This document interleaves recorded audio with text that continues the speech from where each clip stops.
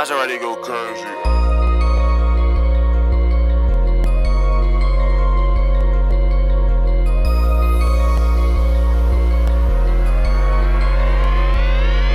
I gotta grind till there's nothing left. Every day I'ma make it, gotta give it my best. Feel like I'm running out of time now with niggas stress. So I stack every dollar, gotta double the check. And my team, we going hard, so watch me finesse. I chase a bag, ain't no time to rest.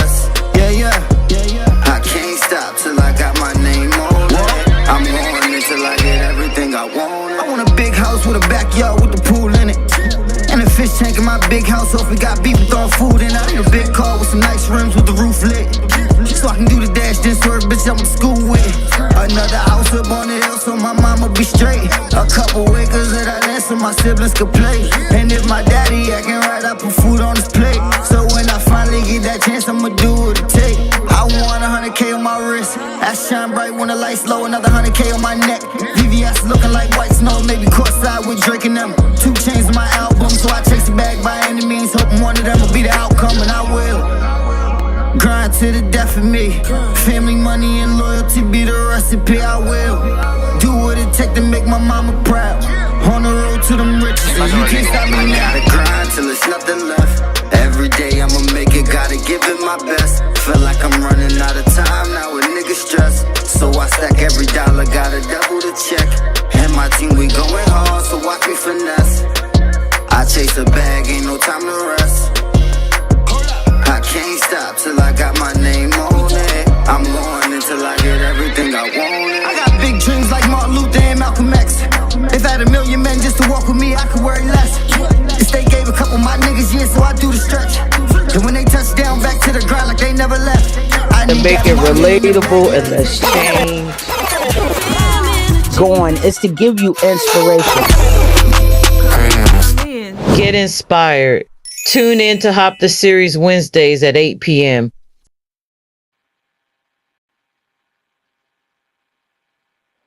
Hello. Welcome to this week's edition of Uphill Battle. Hopefully everybody's had a good week. A lot of interesting things have taken place throughout the week in politics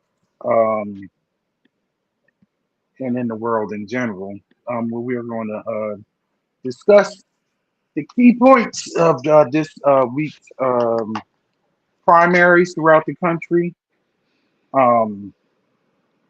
especially the fallout of 3 DSA candidates winning in New York, and discuss the upcoming primaries on Tuesday, which another DSA candidate will be running in Colorado to dethrone to dethrone an incumbent who first took office when the DSA candidate was born the same year they first took office in 1997. Another display on how politics has become generational and out of touch. And when your opponent took office the year that you were born, and that was 30 years ago, how do they actually still have the pulse of the electorate of today? But I digress. How you doing this week, son? Shoot, great. Like you said, it was a lot of fun and exciting stuff going on this year or this week around politics, specifically in New York City. I live in New York City, so it's been really, interesting to get the commentary and actually, I live and work in 2 of the districts that we're going to talk about today. So it's going to be really, really fun to get to it. Well, let's start off right there. Let's start. I mean, everything. I often say, and we always say politics are local. You always start with local politics, and then it actually branches off. Another thing that I like to say, and I have said for years, is, and many people identify, New York is a catalyst, but New York is a different world. Yeah. But I think in this situation, New York is going to be the jump off because being the biggest city in the world and the largest economy, this says something. So let's dig into it. Let's dig into these three races. Actually, if Yeah, you want to be technical, it was eight races because a lot of people are leaving the fact that five state representatives also got won their yeah, primaries that were but were also endorsed by Mayor Madani. So let's get into it. yeah. Endorsed by Mayor Mamdani, and also along with that, the DSA, the Democratic Socialists, as well. So yeah, like you said, let's get into it. Um, New York City is interesting because like you said, it is a catalyst, but it's also its own thing. It's important to look at, um, because New York City is obviously a very Democratic leaning city.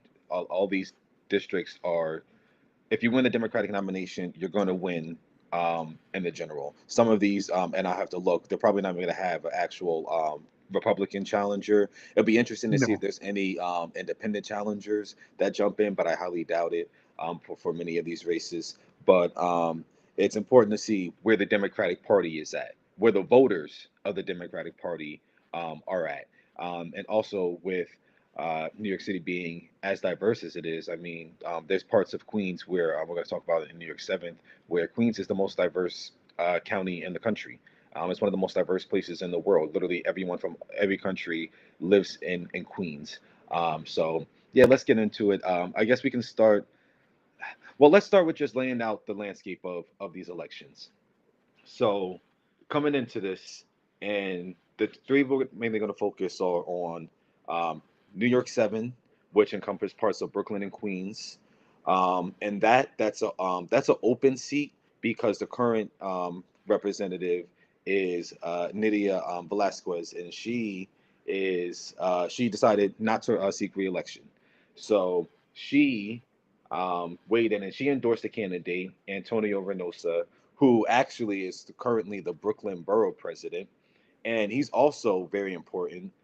And I'll just touch on it now and then come back to it. He is also a progressive. He is a progressive. He's on the left. Um, I'm sorry. I'm sorry, Dallas. Your camera. You can't see your camera. You blacked out. you Oh can't see me. no, Hold on. Hold on. What about now? no, you still black. You want to step out and come back in? Hold on. Yeah, yeah. Go ahead. I'll do Yeah, that. let's step Hold on. out and come back in. It's a black box. About what he I'll filibuster for a second, but yeah, Reynoso, who was the Brooklyn Borough still you still blacked out. It's not picking up your camera. It, maybe it's not face fronting. I don't know. Ah, dang. Hold on. Let me see. Let me get this. Yeah, it was real interesting because Velasquez had is retiring, but she actually put all her weight behind the Brooklyn Borough president, who Dallas was saying it was a progressive. Um, but I think what we really need to do in the future. Yeah, I see you now. I think what I was talking about how like Reynoso was a progressive. Yeah. These labels, a lot of time I think people don't understand the label, and you can be a lot of times people say they're liberal and they think that that's a progressive, but it's levels to this, Yeah. and that's why we're as though the centrist, which is a moderate, and then it's the DSA, which is the Socialist Party, um, but they're democratic socialists. Hmm. When somebody says they're a democratic socialist, that still means in most being they want socialism to work with capitalism side by side, but to an extent where as though they want democratic elections, and they're looking for more power or to the people. Hmm. But go ahead, finish what you were saying. That we down that we can see you. Yeah. So, as I was saying, Reynosa, so when I say progressive, he supports taxing the rich. He supports Medicare for all. Supports a lot of things when it comes to housing. He, again, like I said, he's a progressive. So in this race, what you had was Antonio Reynosa versus Claire Valdez. Claire Valdez, she comes from a union background, and like a working class union background. And she was also just finishing up her first term in the New York State Assembly. So she's running on a lot of economic issues, a lot of social issues. They're here. They're at this. They agree with each other. The difference in this race is Israel. The difference in all of these races that we're going to touch on is Israel. So in New York Seven in specific, so what Claire Valdez's campaign was hitting Reynosa on is you've been in politics, you've been the borough president for years now. You haven't said anything on the issue of Israel. You haven't said anything on the issue of Gaza until you decided to run for Congress because you knew it was going to be a big issue. So it's saying you're saying like okay you're against sending weapons to Israel, you're against all these other things. Well, how once you if you actually get in the office, are you actually going to stand up for that? Are you actually going to stand to that because all this time you haven't said anything about it? So what does that actually say about your position on it and how strong in your convictions are they actually going to be once you actually get to office? So and her saying, hey, I've been on this issue since since we started. I've been speaking about this. So that's in New York Seven. I'll come back to that. That's You how know what that suspicious sounds that I have like? been. Yeah. That sounds like the John Fetterman problem to me. Yeah. That Yeah, it, and yeah, exactly. I'm just saying, for those yeah. that know, Fetterman, who's a senator in Pennsylvania, never had a position on Israel. You didn't know he never talked about international affairs. So when it came about, and he basically was a quote unquote progressive, but his voting record and his ties, and he has fell to the APAC lobby. And so people are Hmm. thinking they got sold a false bag of goods. But Yeah. go ahead. That's New York Seven. That's your home. That's your home district. Yeah. So that's New York Seven. Um, then you have New York 10. New York 10. This one, there's an incumbent that's running. That's Dan Goldman. He had been. I Strong think this he incumbent. was. Yeah, I think he was. This was he was running for his third term within Congress. So this would have been his third term that he Hmm. would have been seeking, and he had a challenger, Brad Lander. Brad Lander, very interesting enough, he ran for mayor in this last mayoral election that just passed. He was the former New York City comptroller, and so he was running for mayor. He saw the writing on the wall. His campaign wasn't going to be as successful running behind Mamdani and Andrew Cuomo. So he decided to drop out and endorse Mamdani instantly. And it's very important to highlight this because Mamdani was not going to win the Democratic primary without the endorsement of Brad Lander. There was a lot of energy behind Mamdani, but again, with the ranked choice voting and how that shook up, getting cross endorsing is very, very important. And Brad Lander was basically running third in that race. So for him to come in and say, hey, for my supporters, if you're not ranking me first, rank Mamdani. And if you're not going to rank Mamdani first, rank him second behind me. Again, in the ranked choice voting, first, second, third, all those kind of votes, all those kind of things matter. So Brad Lander coming in, also Brad Lander being Jewish, legitimized Mamdani because a lot of the attacks against Mamdani was that he was an anti-Semite, even though he hadn't said anything that was anti-Semitic. He had only ever been critical of Israel and the Israeli government, And and being Muslim. yeah, and also the fact that Being that he is a being Muslim man. Muslim. Yes. So Brad Lander, he living in New York 10. This encompasses parts of Lower Manhattan as well as some parts of Brooklyn. So this is Wall Street, the financial district, which, very interestingly enough, even though there is a lot of money that's generated from that area, that's not necessarily the people that live in those areas. So again, it's not. There are wealthy parts of this district, but it's just to say it's even though it represents a lot of money, it's not necessarily a gigantically wealthy district, or even though there is wealth there. Let me interject right there so Yeah. people can understand. If you like, for instance, if you know Atlantic City has all these big casinos, but the casinos are next to projects. Hmm.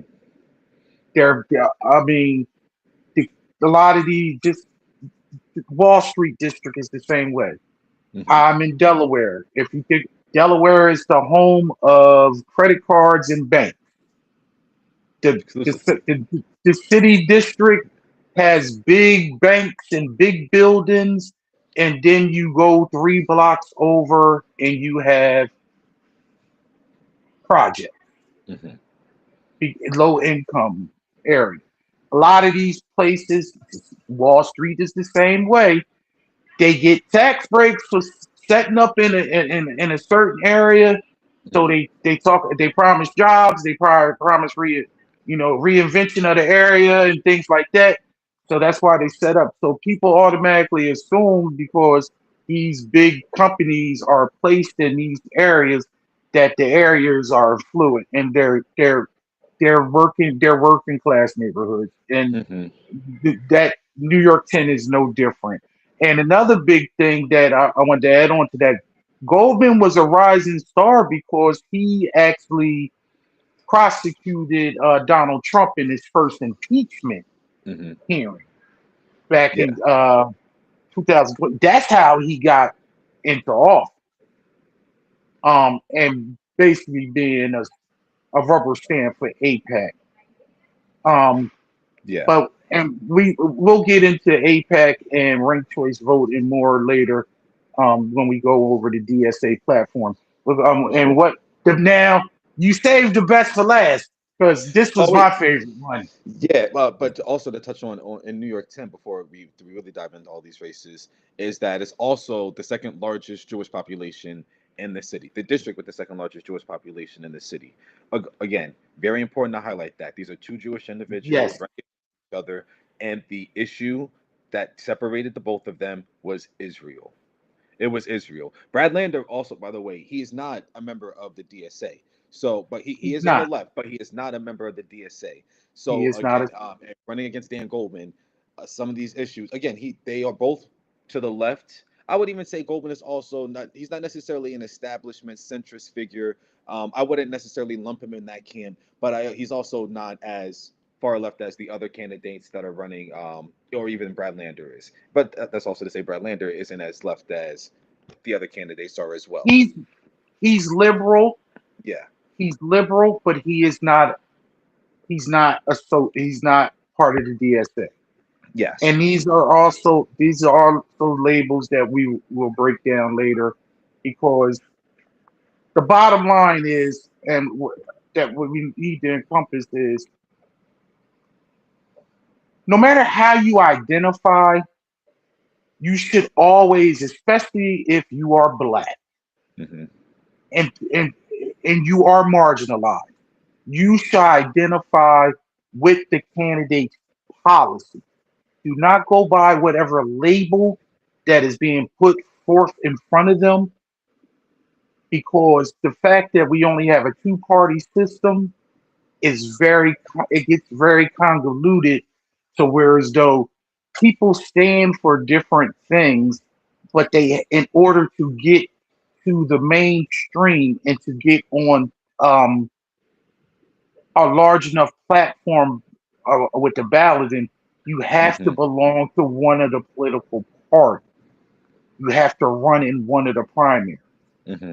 So, but we'll get into the whole dismantling of the Democratic Party and how everything is falling apart, and they're running around with their hair on fire because these quote unquote socialists have won some national primaries, Yeah, of and course. that opens up the leeway to my favorite candidate Yeah. in New York Seven. In New York 13. And I'm this 30, race, 13. I'm sorry, yeah, 13. and this race, um, so you had an incumbent. This is again not an open seat, so this one there was an incumbent who was running for re-election, and Adriano Espaillat, and he was 5-term incumbent, so he was running for a 6th term. He had been in the House for going on 10 years at this point. Also interesting enough to wanted to point out, he is the first Dominican, what was it? The first Dominican born person to serve within the United States Congress. Also, and he has a very interesting story. Also a very uplifting story. If you go look at his background, he came to this country. He was undocumented. He ended up getting his documentation and stuff, and now he ascended to become a he's been in politics for 30 years. He's been in the House for almost 10, but he's been within local politics for about 30 years. He was replacing a political powerhouse who also replaced the political powerhouse. So we're talking about storied legacies of people of men who are representing this district up in New And York he 13. owns the Bronx, basically. Yes. So New He York owns 13, the Bronx.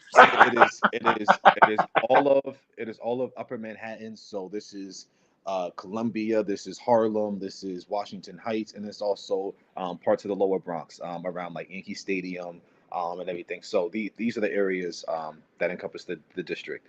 He had a challenger to his left.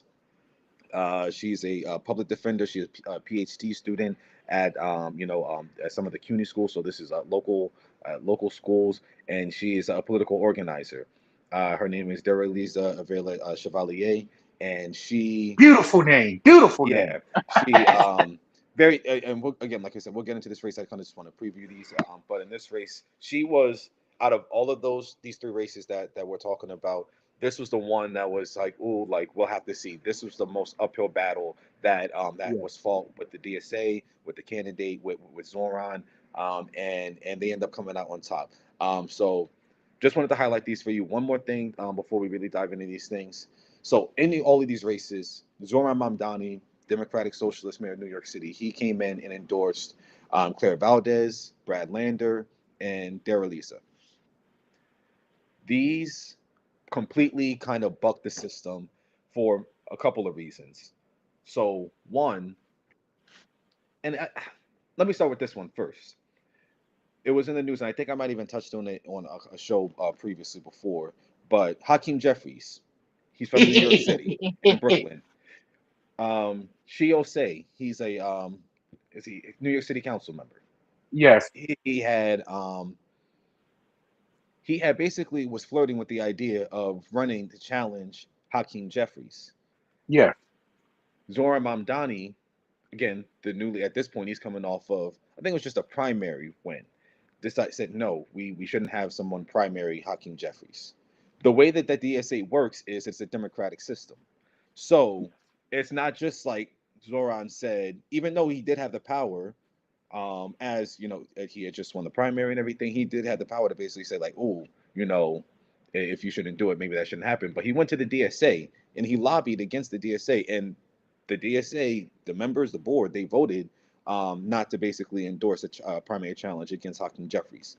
So there was a little bit of consternation amongst this specific part of the Democratic Party, the more further left socialist part of the Democratic Party, on where exactly Zoran was going to be. Is it like, okay, well, now I have this power, now I need to, play nicely with the Democratic establishment, or should I just completely just come in and try to continue to take over the Democratic Party through some other seats? And that's basically what he's doing. So he wanted to play nice with Hakeem Jeffries, but for some other incumbents and for other people within the party, it was just free game. AOC, on the other hand, she didn't endorse in any of these elections. She endorsed all of the all of the state legislative candidates, but she failed to come in on any of the congressional candidates because, again, she didn't want to tinkle with that part of the party. So we're talking about 2 people who are heads of this part of the party who are going about their swinging their electoral weight around differently. So specifically in the New York 13 race, Adriano Espaillat, in the mayoral primary last year, he endorsed Andrew Cuomo. It wasn't until after Zoran Mamdani won the primary that Adriano Espaillat decided to come in and be behind Mamdani in the general election, even though Cuomo again ran in the general election as well. But with that endorsement in the general election, came with a little backroom deal that, hey, if I endorse you now, don't endorse a primary challenge against me should it come up, because he already felt the pressure and that something was going to happen there. So then comes around time, Dara Lisa decides she's going to run for office. Zoran, after a couple of months, comes in and, hey, I'm gonna stab SBI in the back. Dara Lisa is going to be the one to get my agenda done in Congress. So comes and endorses her. So very important to highlight that in these races. Also, something I touched on with Antonio Reynoso in New York 7, he was supported by the Working Families Party. With this race also comes down to, as I said, was Israel. It's also the DSA versus the Working Families Party. Again, these are two left organizations, left parties with very similar policy goals in mind. Very Oh, similar. I mean, like on it, like very, very similar. So for I some of these support a races to lot of shake, working families candidates. I exactly, actually, yeah, yes, yeah. yeah, I do. So it's very interesting to see just how much these race or just how these races end up shaking out. So just to get into it, so we can start right here in New York 7. Again, this is the district where I live. Claire Valdez, she beat Antonio Reynosa by over 20 points. It wasn't close at all. And again, he is coming off of an endorsement by the current sitting congresswoman. He is the current borough president for many parts of this district that the neighborhoods that encompass this district, and he lost to someone who was, again, only a she was this is a first term within the state house. So she is new to politics, and she completely just washed him out of the water. Again, it wasn't even close, and what that comes down to again was just this issue of Israel.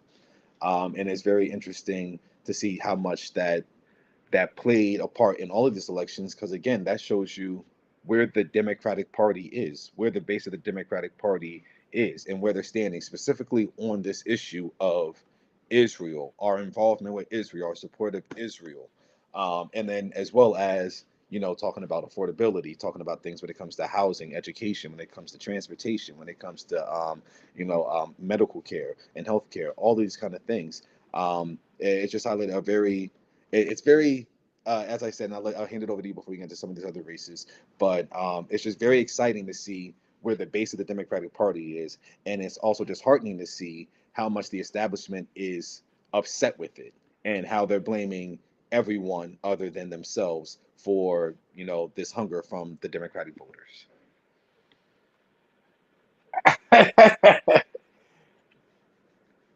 Son, the craziest thing is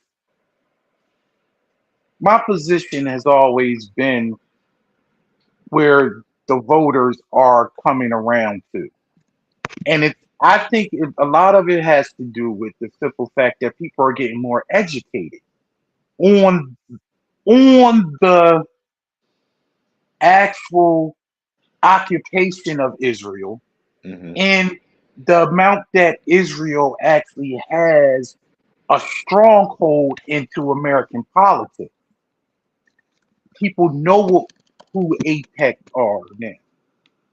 People know that billions of dollars from many states, many red and blue states, they own Israeli bonds. The country is propped up by America and propped up by the taxpayers of America. Many Americans didn't know this and didn't have a concept and don't care, didn't care. It's only when it's coming the term that it's been getting a lot of people in trouble when the chickens come home to roost and they actually see what's going on. United States is struggling. Israel has free healthcare. Israel has free housing. Israel has free education. It's all paid by the government, but it's also propped up by the American dollar, by taxpayer dollars. How can this foreign entity have all these things and we are actually propping up and supporting it and funding it, but you don't have it at home? These are things that the electorate is seeing, and actually when a candidate actually brings it to the forefront and says, I want to worry about people here first. It's the, it's the shit that the Republican Party that Trump was pushing out about America first, but these people actually mean. That's why it's the issue. It's not just the Israel. It's not the people trying to make it seem like if you are anti-genocide, you are anti-Israel, and you are they anti. They were trying to say Lander was anti-Semitic when he's Jewish. Come on now. Yeah. Let me explain something to you, and I'm going to say it. Can you, these Zionists and these people think if you actually talk out about the state of it, it's not the people, it's the government. Hmm. People sit on this daggone Beyonce internet every day and scream about Trump and scream about the administration. Or they try to make it seem like that is anti-American. But freedom of speech and the concept of the fact is you love the country so much that you call it out on this bullshit. I would say this. We all got family members that don't do right. Do you stand by and allow your family member to continue not to do right, to do wrong, or do you call them out on their shit? Does that mean you don't love your family member? Or is that you actually loving your family member and saying, I need you to do better? I'm a parent. I love my children. But I have, and Dallas can call. It's been many, not too many days because my kids been good to me and been good people. But if I think you are doing not right or going down the wrong path, I need to grab you and say, "Hey, you ain't doing right. We need to curb this type of aggression, this type of this policies that we're this lane that we're running down." Yeah. Establishment candidates want the status quo because they want to keep on getting their money, they want to keep on getting their endorsements, and they live in a United States that doesn't exist anymore. Hmm. There can never be a Joe Biden ever again. There and I'm there cannot be, and the craziest thing at the end of Joe Biden's reign he was more progressive than Barack Obama. Yep. People reiterate now because we're 10 years out. Barack Obama was not a progressive. He was a centrist moderate Democrat that sold America on some type of hope and change.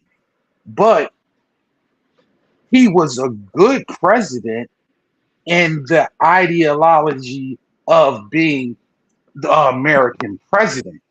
But for people like me that are left to him, he fell short on some of the things that we wanted. And that's not to say I disagree with him being elected as president. I voted for him twice. Um, but on that concept, real quick, like many people that look like me, pro- to popular demand, black people don't vote for people just because they black. Yeah. I came into the primary season a Hillary Clinton supporter. He had to prove to me and people like me that he was electable. But this was 18 years ago when you viewed voting for somebody as hurt negligence, the lesser of two evils, somewhat. You voted so where as though your interest will not be trampled on. It's a good voting strategy, but it was never about he's the, not for me and not for black people that actually are politically savvy. You don't just automatically vote for the black person.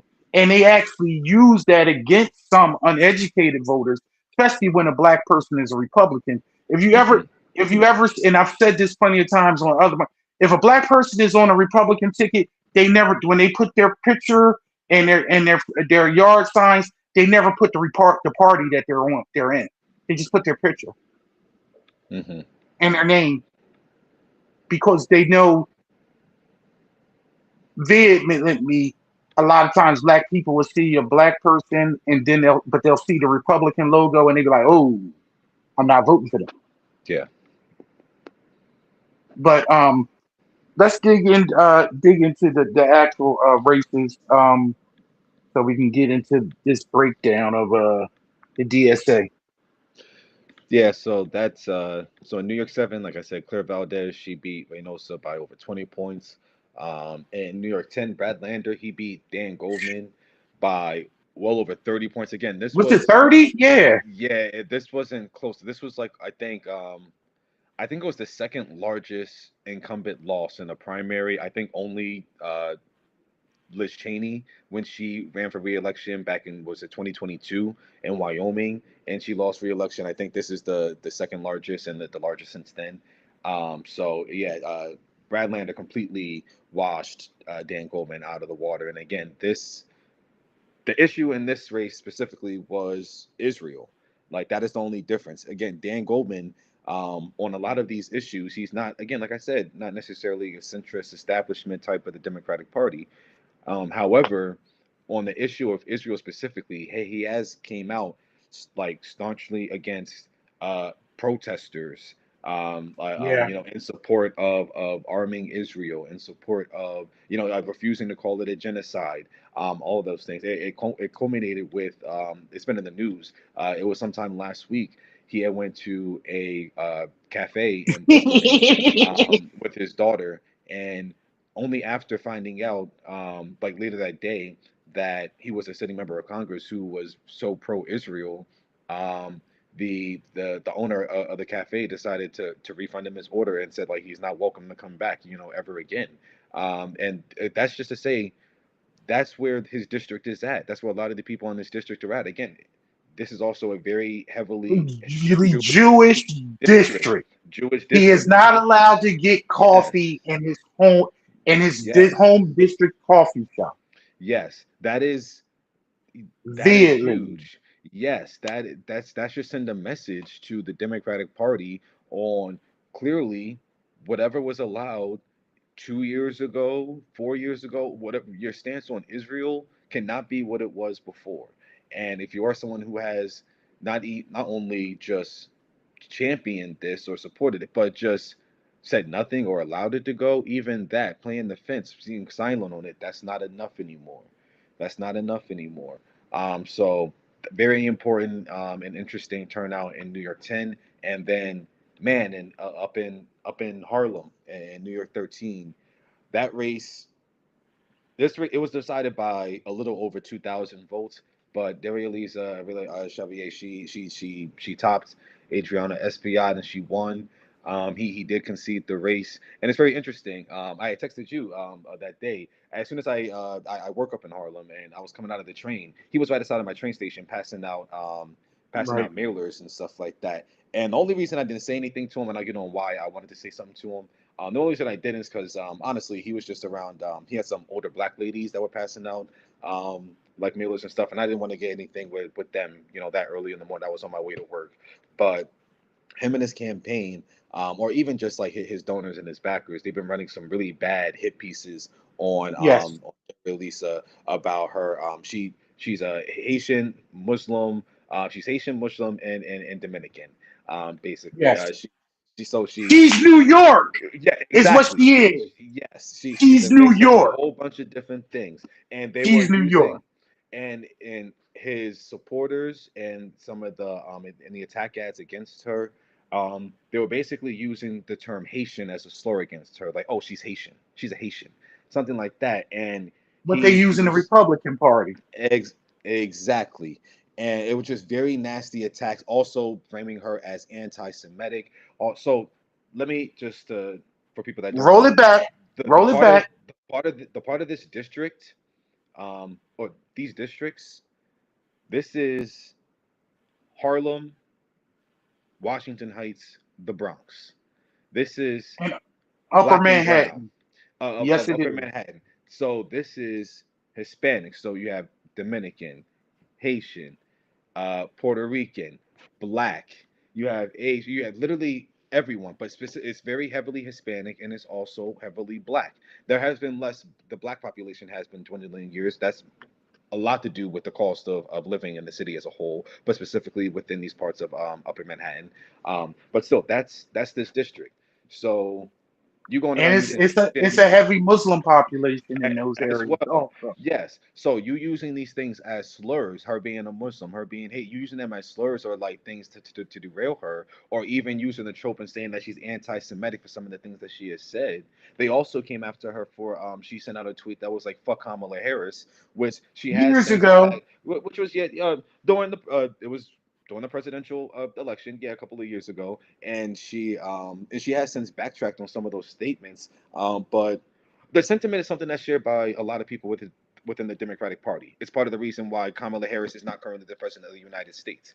And even if it's not as broad as fuck Kamala Harris, but it's fuck Kamala Harris from what she said for multiple reasons, for policy reasons.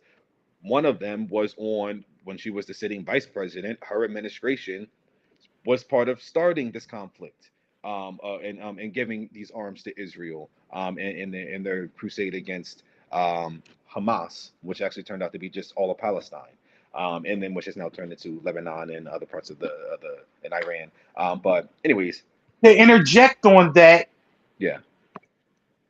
but she also stated, just like I had stated, she still voted for Kamala Harris. So yes, very important. This Yes. is the issue that many people don't actually see. There's infighting in the party. The reason why it's infighting is to lend a voice and try to move candidates to a particular policy. Many times, at the end of the day, when it comes to going to the ballot box, you disagree with one, two, three, maybe one or two things, but you still course correct and you pull the lever for that particular candidate. Everybody is not a one issue voter, Mhm.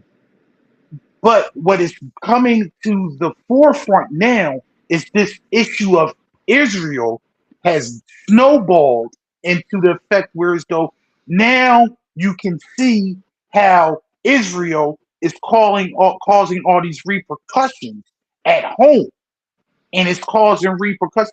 Many people that are not like you and I, and many people that may be sitting here watching us, don't give a shit what's going on in some little stretch of land in the Middle East, and how does it affect me? Because that's the capitalism in you. Mhm. You only worry about what's going on in your home, in your situation. But now, when people actually see what goes on in that little stretch of that little fucking land in the Middle East, is causing billions of dollars of loss to you, and that's why your gas tank, it takes you more money. It buys more than $4, and that's why the strait being closed and fertilizer not getting to the farms, and rising your food costs, and why everything is connected. Whereas though everything has always been connected, but because in the United States it doesn't hit you personally, You just let it go on. People are getting smart. People are waking up to the truth. When these radicals are saying, "Yo, you can't be, you shouldn't be supporting this. Do you know what tax money is going on to this? Yo, your congressman, this, that, and other." It's so how you pronounce it? FBI? SBI, SBI. FBI. He received over he my man, my man. He is a congressman out of the Bronx. Why my man get over $3 million in his career from APEC? Why? Yep. The Bronx, my man. Maybe because he is the highest ranking Hispanic in Congress. Chair of the Hispanic Caucus. He's chair of the Hispanic caucus in Congress. Yep. So you can't tell me that when they say all politics is local, that's where it starts at. Yep. He stronghold on the Bronx. He won 61% out there. Oh, still, yep. Was, in this election, yep. Yeah, he was clearing 61% in the Bronx. Yeah. But when I seen an interview with him, they were asking about different policies. He said this, and he wouldn't go talk to your candidate about that. Go talk to your candidate about that. And he was like, so he dodged the APEC then. He's like, this is what you do. He handed it. First of all, and don't get me wrong. This motherfucker got on $10,000 suit. He looked good as shit. He looked good. It's the first I'm like, yo, and he looked it. I'm like, yo, he looking sharp at this. That. But you know what? And I don't know his politics, and I don't know, but he just gave off to me like, oh, I don't trust you. I don't trust you, man, because he just looked at, he looked like money. Yeah. Like, wow, like, whoa. Yeah, and to that point, the reason why it was, and it's funny because even I had a feeling of it was during even before Zoran had announced it. Just once I found out who SBI was and looking into him, and again taking money from APAC, where he got his money from, and then just learning more about the district. Again, like I said, I work up in Harlem, so just learning more about the area and the district and stuff. It just didn't make any sense. So it was very clear why the DSA saw that this district and this specific he was vulnerable. Was vulnerable for a challenge. Yes. Because not only has he been taking money from APAC, not only is he just a centrist Democrat, but also he collects a lot of his money. It's his number one donor from the real estate lobby, from real estate corporations and agencies, and that's landlords. That's important to point out because two things. One, New York 13 is one of the poorest congressional districts in the country. It has one of the highest rate of poverty in the country, and also 88% of voters and people that reside in the district are renters. So people who are, again, unable to afford their own home, and they are renting, so they are subject to the unaffordability crisis. So that's why they saw that this district was again vulnerable for primary challenge. And sure enough, Dara Lisa, she went in and she ran on abolishing ICE. She ran on supporting cutting ties to Israel and not arming Israel. One of her slogans was not like babies, not bombs. Like those are the kind of people that we should be taking care of. And again, like I said, she faced a lot of attacks throughout this campaign. Again, they were using Haitian as a slur. They were coming after her for her quote unquote lack of support for Kamala Harris, even though, as you mentioned, as she had mentioned, they're voting for her anyway. And again, they really came after her for being anti-Semitic. But again, it's how does it you're Hispanic calling somebody else who is Afro-Hispanic, you're calling them anti-Semitic on an issue that like On what? Because she's saying we shouldn't be arming the people who are, perpetuating this genocide, perpetuating this violence on these people, and she hasn't said anything anti-Semitic. And that's the biggest problem with a lot of these things. The attacks that you were able to say coming out of October 7th from a couple of years ago, maybe even all the way up to like a year ago, where you can just dismiss some of these people as, oh, say anti-Semitic. That doesn't work anymore because people are waking up to what's actually going on. And it's actually funny, something that Joe Scarborough over on Morning Joe had said the other day. And again, he's not a progressive. He's a former Republican, so he's definitely not a progressive. But he represents You know what? the Democratic Party. You know what? Go ahead. I would give Joe. You are correct, but I tend to think. He is common sense. He's a common. He is an old Republican, whereas though he was the Republican that you could actually sit down And have a and talk conversation with. to Yeah, and negotiate. Y'all could have differences, but it would be on policy. He was a Republican that it wasn't. He didn't use the tropes, and he's from Alabama, yeah. but he and he's more progressive than some establishment Dems that I know of. To be honest, Okay, you can say and that. Yeah, only he's been on MS. It's one yeah. reason he's been able to stay on MSNBC for 20 years. He and in many cases he is more left in his own wife on certain things that I see. I have. Yeah, I have seen that as well. But And I say she's that to. supposedly the Yeah, Democrat. yeah. I say that to point out that he, especially for his audience, because uh, again, a lot of Democrats, a lot of people who was liberal people, they watch and MSNBC, which is now MS Now. MSN But now. yeah, Or we like to call the channel formerly known as MSNBC. exactly.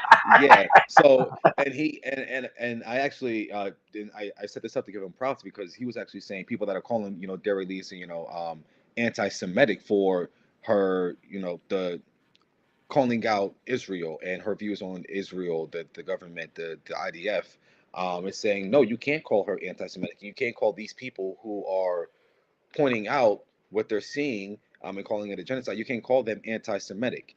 And the reason why, it's something that we'll get into in a little second, but the reason why so many other people around this country are supporting these candidates that are speaking out against Israel is because you can see everything right here.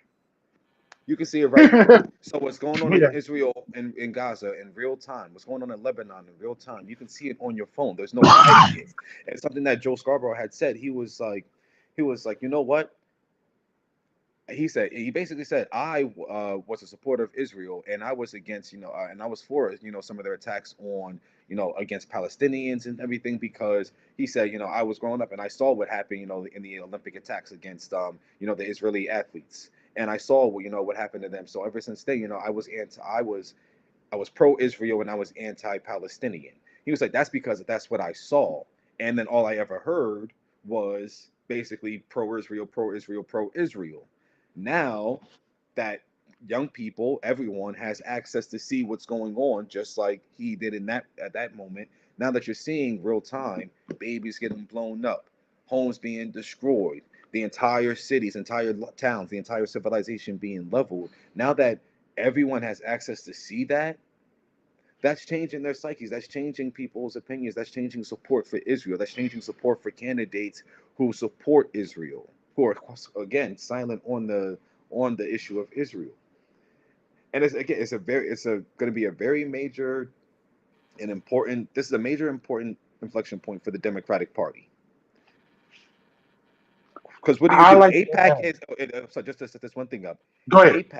APAC, they give money to Democrats, as we had mentioned. SBI got money from APAC, and APAC isn't just APAC. They also give money to other to other Both PACs, sides. as to say, hey, we're not.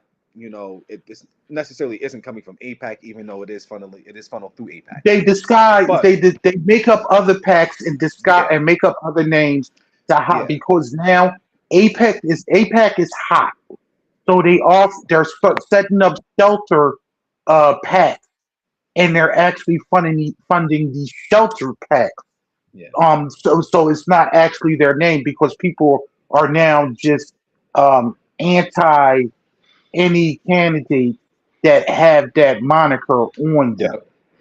Yep. And when it comes to the fact, the astonishing thing is they're owned. These candidates are owned. Yep. When former President Barack Obama was doing an interview, someone asked about what about APEC? And he, a man of many, many, many words, an elegant word, he took 30 seconds stuttering because he couldn't come up with a rebuttal about his support that he gained from APEC and how he was still a supporter of Israel. I don't know if you saw that video when he was literally stuttering for about 30 seconds. He couldn't say anything. This is the one issue that a one issue voter is going to take up. And many people that look like us, that are higher in stature out there, are saying, I'm not voting for any candidate that supports this Yeah. at all. It's going to be a reckoning. It's going to be a reckoning this November because many people are fed up across party lines Hmm. with the Israel situation. Point blank. Point blank. Hmm. And like you said, it's just because it affects, and people are starting to see it affects Your every everyday part life. of your life. Exactly. From your what gas. Eventually, it's going to get to groceries. It's already getting to air Yeah, travel. Like we yeah. said, Spirit Airlines. The main reason that Spirit Airlines closed down is not because what the government is trying to sell you. It's not because the Biden administration didn't want their merger with JetBlue to go through a couple of years ago. No, it is because they could not keep up with fuel costs. That is the sole reason why Spirit Airlines is no And longer that in is business. why the CEO stated it was fuel Yep. cost. Yep. The Biden organization administration blocked the JetBlue merger. One, when the CEO actually, and I think we discussed this before on We one of our did. previous shows, We the did. CEO wanted to merge with Frontier. Yeah. It was a better deal with JetBlue, but if they merged with JetBlue, then the um, the cheaper consumer, the basic economy flight would have went away, Yep. and he urged to go that way. And it would have The been legal. reason why, right, and it would have been illegal. Yeah. The reason why they didn't take the Trump administration deal for the loan is because Trump wanted over 50% of the fleet so Hmm. he can use the planes for deportation. The American government wanted to take over 50% of Spirit's air fleet, which the CEO said, what? I can get $200,000 a plane. Yeah. Why would I give at least 200 to $250,000? I can liquefy this thing, and the shareholders and everybody will be better off than Yeah. just taking this loan to and then give away 50% of our fleet. Yep. Capitalism is a motherfucker. And when y'all actually start realizing capitalism for y'all religious people is actually really the devil,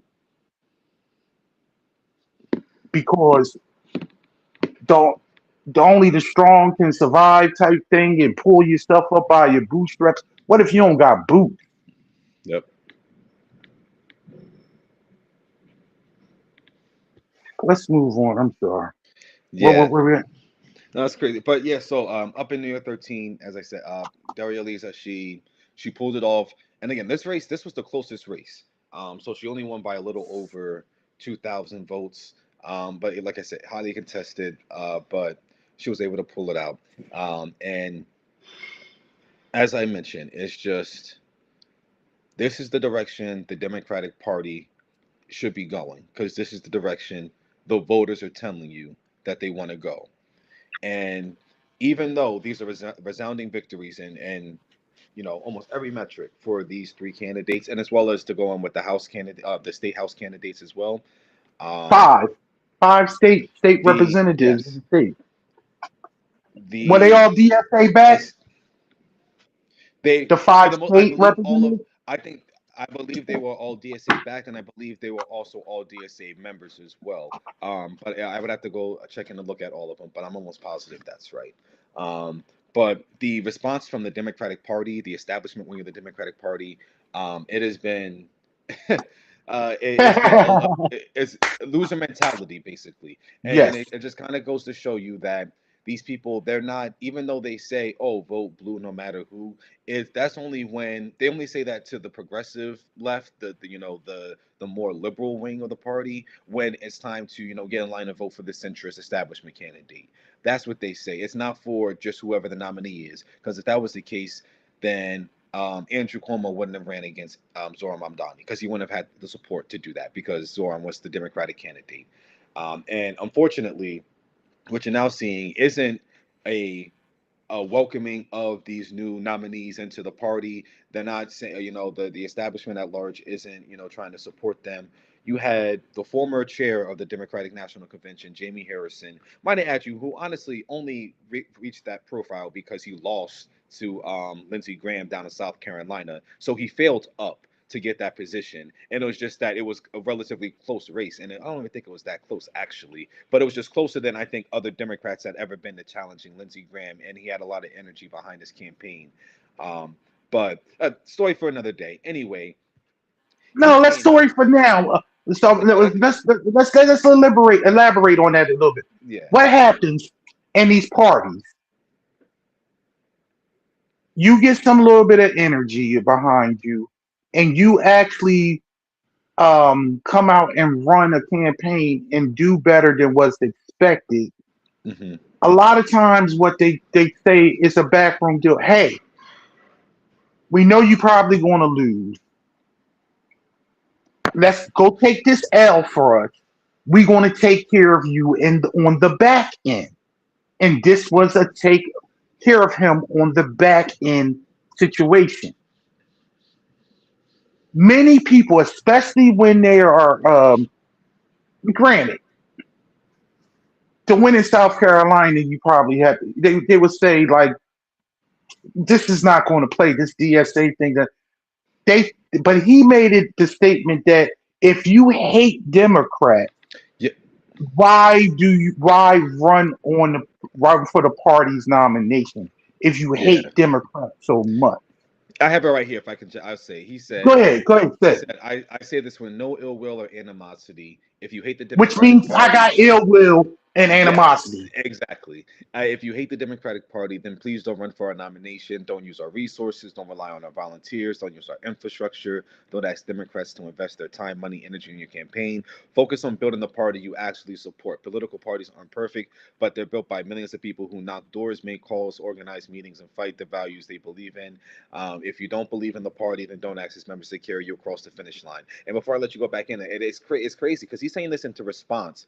He's saying this in response to these candidates Tell him, winning tell him, Democratic primaries. So these are Democratic voters. So the party is telling you, we want these people, we want these policies in our party. So to say something like, don't use our infrastructure or don't use our volunteers, these people, that's as you're saying the volunteers belong to you. You're saying their time, their yes, energy, their focus belongs to you. They do yes, not. And that is the yes, problem with the Democratic Party, specifically people of color in the Democratic Party, where they think, oh, because you're black, because you're Hispanic, you're going to come. No, that is not the no, case. That is no. not the case. So and I'm glad that it's him that said it because I'm glad. It is again, black position of authority, and he was the former head of the DNC.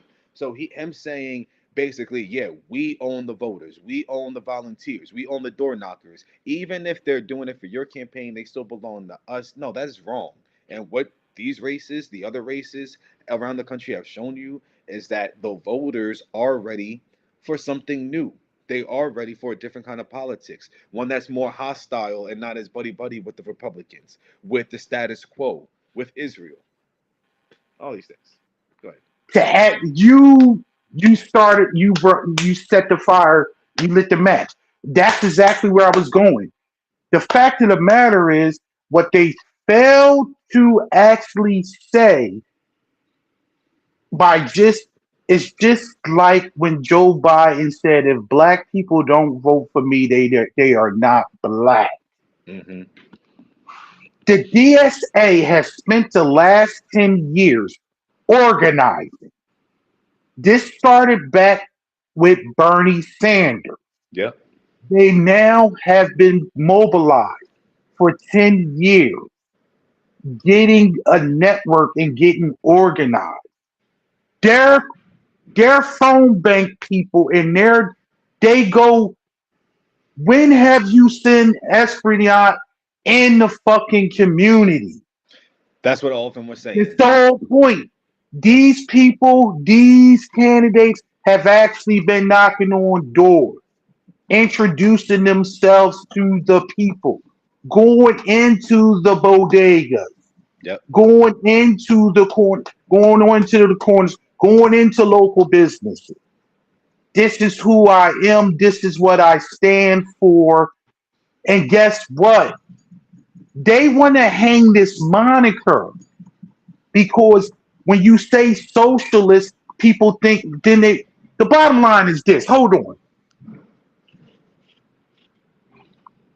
For anybody that identifies or is affiliated or believes that you are a Democrat, if you're a registered Democrat or whatever, to the people on the other side, do you know what you are? You're a communist. You're a bleeding heart liberal socialist communist. And you could be middle as in the road as you could be. You can be a daggone fiscal conservative. And I know I got them in my family, especially with my people being from the South. I would tell you that my mother, your grandmother, is pretty much a moderate conservative Democrat, one that believes in religion and people just doing their good hard work, and life is just going to be good to them because you work hard and you are a good person and you believe in your Bible. But to many people on the right, you're still a socialist because you're a Democrat. Mm-hmm. And you're a socialist because you believe that gay people have the right to exist. You a communist because you believe women have the right to choose. You got to be a communist if you think it's okay for a woman to work outside the home. These are just far crazy just things. Mm-hmm. So I don't get caught up with being labeled whatever. I know what I believe in, and I believe in humanity. Mm-hmm. I believe in everybody that if you live in this country, the AKA the most richest country, why is this the only country that healthcare is a for-profit system? Why is it that you like some social? Do you like firemen, don't you? You like the fire truck? You like firemen come you like your trash collected, right? Huh? Those are all those are forms of socialism. That's the form of the government your government taking responsibility and doing something for the people. So you like some forms of socialism, but you don't like socialism as a concept because, as Stephen A. Stupid ass says, this is a capitalist country. Oh my God! Don't get me started. No. Oh, I hope that fucking idiot runs so he can realize that he is so on the fence of hating Democrats and hating Republicans. He's so far on the middle and this, that, and other, you know, just X amount of. But you know what? When you make $40 million a year, you know, your politics change. See, but the thing is, there is, and not to get into a diatribe on Stephen A. Smith, there is no appetite for that kind of politics. There is no Oh, appetite for a middle of the road. Oh, No, everyone's just all come. There is no appetite, and no, I'm sorry, that might have not existed anymore. in a version of America before. That no, not in the That was the last 10 before years. times, baby. Yes, you Yes. right. So Tell him. it's so for him and for him to be so passionate and to be so locked into the idea that he could actually do this. No one, like you said, I kind of don't even want to see him run. Not because I I don't want to do. see him embarrassed, but just because I do. I think that only is going to help him and whatever. Because he's ultimately carried. He cares about himself. So this is just going to be to help him and his numbers for whatever his podcast, whatever he wants to go on and do after he's done with ESPN or whatever. Whatever. I don't know, but I don't want him to do it because I feel like it's just going to help him in whatever he wants to do. And I don't think he needs that. And I don't want to be a part of that. Even in hate, I hate watching him right now. I don't want to hate watch him on the debate stage. I don't want him up there. It's going to be a waste of all of our times. And I don't want to see the 10 people around the country that are actually fall for that. But no, absolutely not. But I saw what he came out and said against specifically Mamdani after the results from Tuesday, and was like, He did if it he's the smart. he said if he's the Democratic Party, then you're going to lose. If these are the kind of people that are going to be running the Democratic Party, if it's going to fall to socialism, if it's going to do that, then we're not just blow the party up. It's not going to work. They're going to lose elections and everything. He was like, I'm a Cause we capitalist. We're about this capitalists. Yeah, society. We about dollars and cents. And I'm yes, a coon. I'm gonna step. Cause when you know what y'all want to talk about black people, I can do it better. yeah, He's not even good at what he do. no, That that shit he pushed is for low IQ fucking sports fans. If you watch him, and I know there don't nobody pay attention to me that watch him because I'm too smart to listen to. If you listen to that dumb shit, I don't even want his sports opinion. I ain't watched that. I have never sat and watched the whole first take show that he was on. I like watching it when actually he's on vacation and they have some when they have a Dominique Foxworth on there or so. Well, I always like smart people, and that debate show used to be wrestling. It used to be boxing. Let's put the black guy against the white guy, and let's use race as an overtone. yeah. And I'm too smart for that shit. And the craziest thing is when he got called out, when I think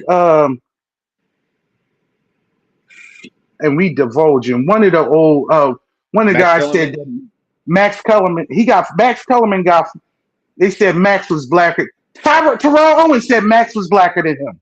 He was. He in any of the But Theo conversations said debate so he said far Stephen he said you are black. on Max Kellerman's yeah, blacker than you yeah, because he don't like nuance. And Max Kellerman's smart. He not just going to take the daggone default other side. yeah. Nah, man, we want barking. We want to throw feces at each other. That's why when him and that stupid ass motherfucking Jason I Whitlock. ran my no, not Jason Whitlock. Fuck Uh, that coon. I'm Jason the one that ran his bike into the wall and couldn't play basketball no more. That's on there. That's the bad Jason They used to play for Duke. Oh, oh, Uh, oh my God. I know. Yeah, yeah, yeah, yeah, yeah. I don't watch it. I forget his name because him and J they Will, dad J Will. Jason Wood. Yeah, he over there. They both jerking Trump off over the fucking USC. Oh, it was a great event. Blue, blue, blue, blue, blue. It was just awesome. Do y'all see what the fucking White Horse lawn look like now? Idiocracy. It got like it's a cage on the it it's y'all. This is what happened when y'all let trailer truck trash in charge. They was on Ex- Obama for converting that the tennis court into a basketball court, Basketball court, and how because that was that was neat. homophobic. Yeah, Yeah, because but but blowing up half the building and then throwing a daggone UFC cage on the front of the daggone Nature's Capital lawn. Oh, that's fine. Goddamn trailer park people. yeah. Y'all don't have no goddamn oomph, no daggone pizzazz. Nope. Which is why they're and it's funny. I'm going to DC next weekend for the for the 4th of July. Just and it's Not America's my holiday. 250th. Yeah, yeah, but it's America's 250th, so they're doing a lot of stuff, and it's becoming a mess because they're making it. If it was a celebration of America, as in a celebration of the people, all the stuff that we have going on, our places, our landmarks, our food, our culture, whatever the case is, okay. What he's making this is a celebration of himself.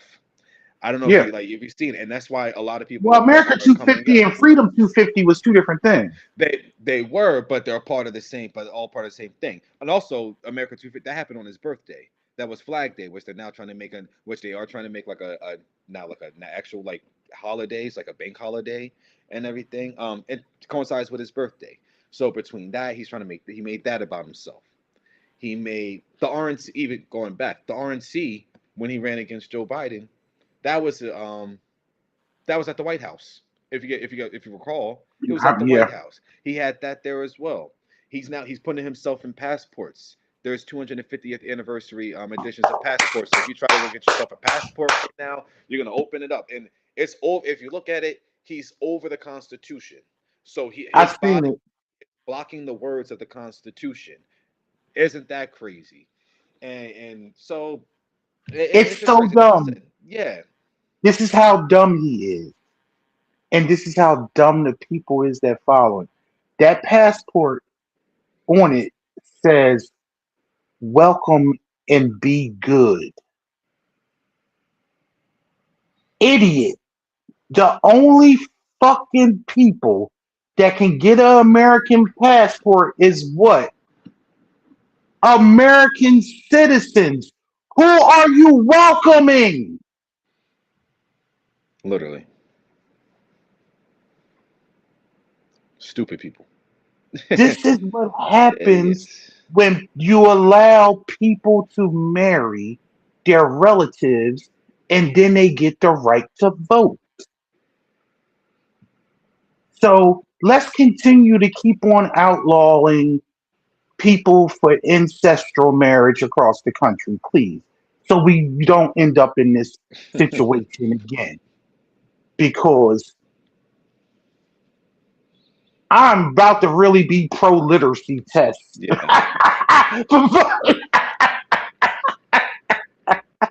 I'm just joking. I'm just joking. But I'm not. Oh, but I'm joking. um the move away from New York. I mean, this is something that's happening that's going on all around across the country. They don't and the reason why well, wait a minute, stay in New York for a second. Um Tom Suozzi, one of your Yeah. US congressmen out of New York, there you saw this. The Yeah. next day after the primary on Wednesday, he got together with more of his establishment, It quote was unquote, centrist. It was 13 of them 13 to of them. sign on to some type of document to the It Can was a you look this pledge. up? It was It's a a pledge. pledge It was a to promise to America. to promise to America to stand on their centrist values. And it said that I think that the quote is, "We are capitalists, not socialists." That's the main takeaway from that. It was, "We are capitalists, not Yes, socialists." And we again, it are. was 13 different. So it was, again, 13 Democrats also. So just the ones of note are Tom Swazi and then Josh Gottheimer from New Jersey. But yeah, it's just crazy. And again, this is coming off of Democratic wins. These are coming off of wins and Democratic primaries. So the party is telling you we want these candidates. So you coming out and saying that this is not what the Democratic Party is going to be. This is not what you want congressional Democrats to stand on. Okay, so you're just going to go against the wishes and the will of the Democratic voters. Who does that sound like? I thought we were the pro-democracy party. I thought you guys were in favor again of democracy and of people being able to vote and have a voice. They think they actually own. These are the people that won't admit that they lost the 2024 president election because they reached out to constituents that weren't going to vote for them. They are still lost in the fact. I understand if you reach out to an independent because there are independent voters out there. And but to reach out and to hold your hand with Liz Cheney and try to cipher Mm-mm. off some Republican votes instead of allowing your voting base that are a little farther to the left of you to have a say in the platform, to actually allow a Palestinian to speak at your national convention. Hmm.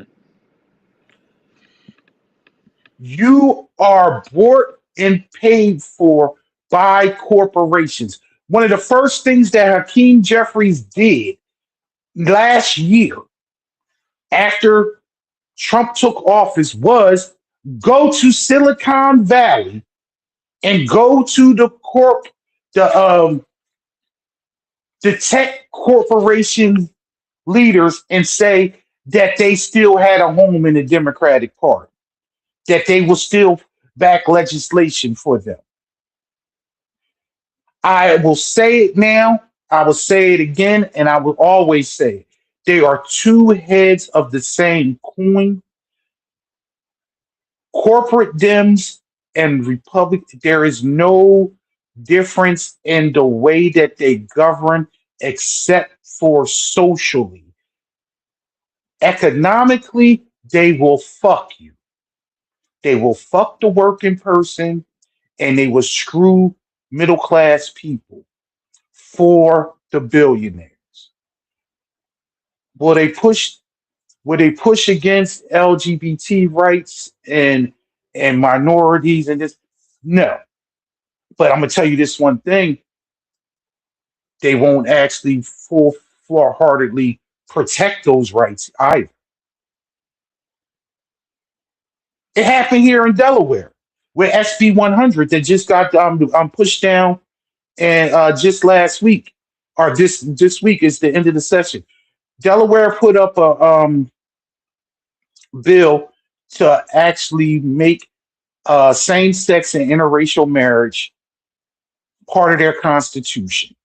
So no matter what, so to be fortified for life. And you may say, what's the big deal, or this, that, and other. But Delaware is a Democratic uh,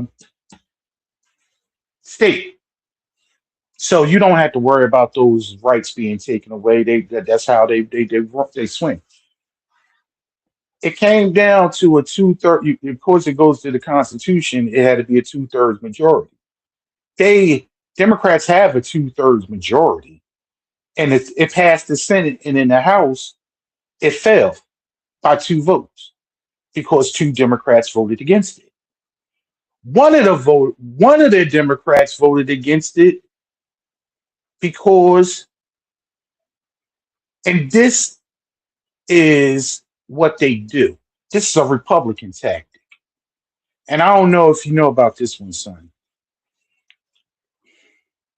They'll equate same sex marriage as any marriage. So if you're going to vote for same sex marriage, then you need to back incest marriage.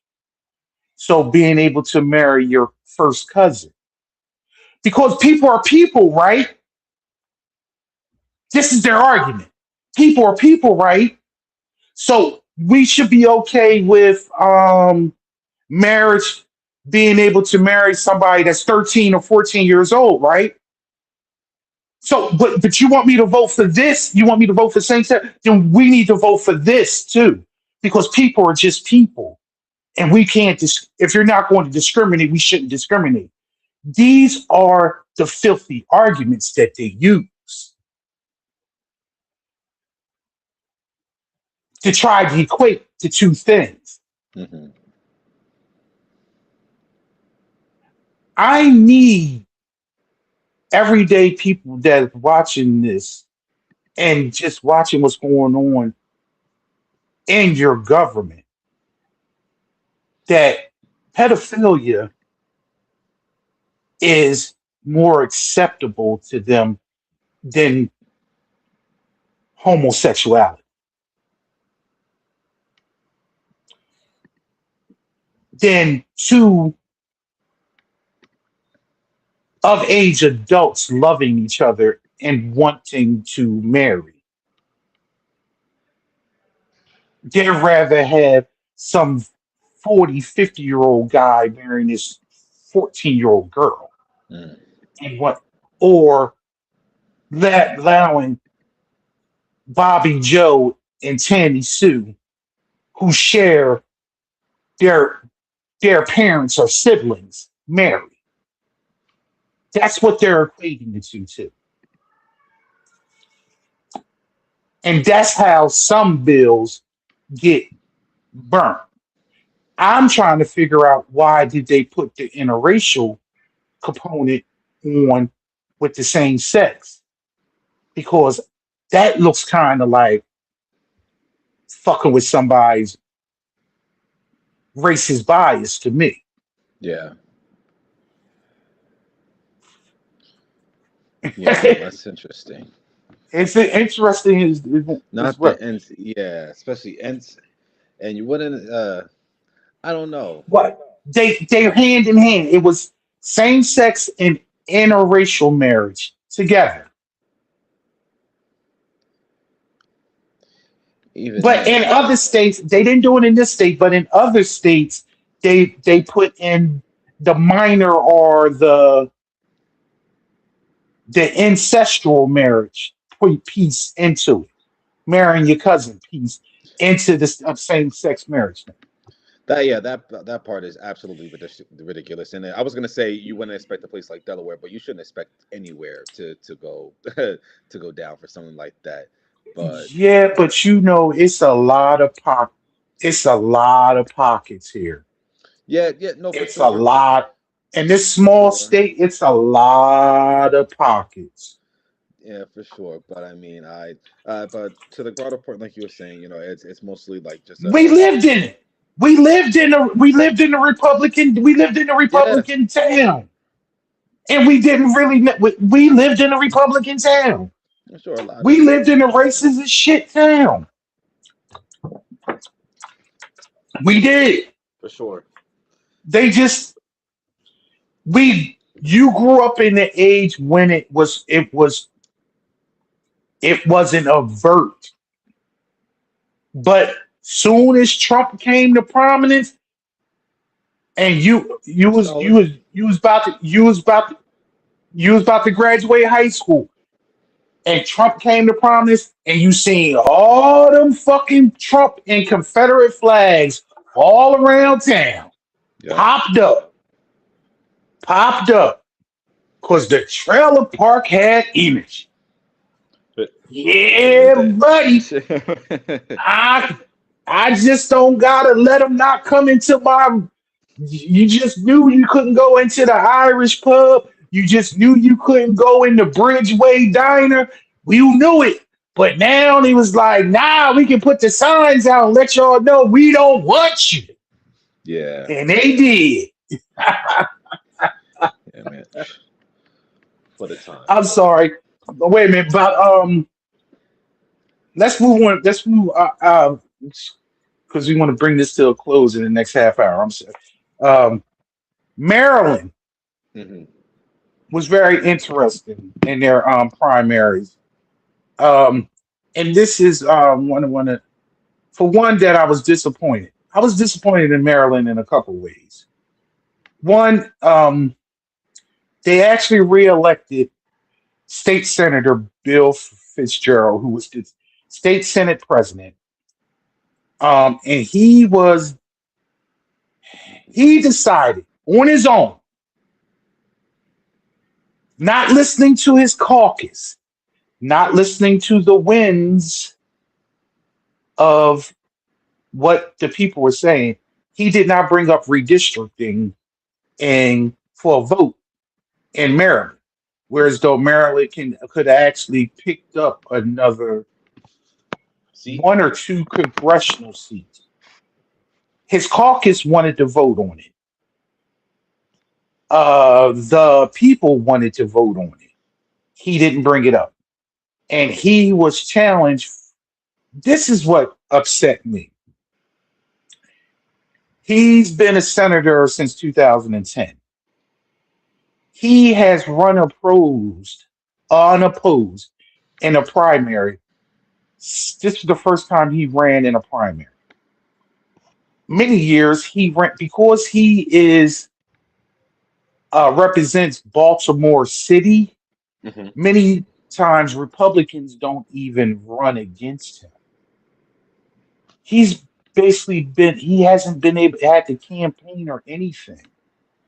Similar to the old state senator that we had in Smyrna, remember?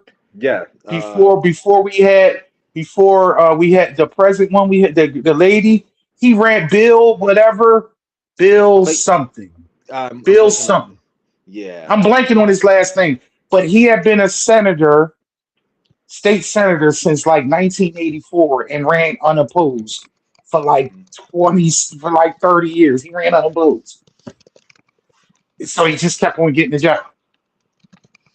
But Fitzgerald, it was a close race. I think he won by like 3 points. And then he made it known that he was going to do better because it was a close call and that the constituents had spoke. And he got a lot of pushback. So he's going to do better to represent the district. We'll see.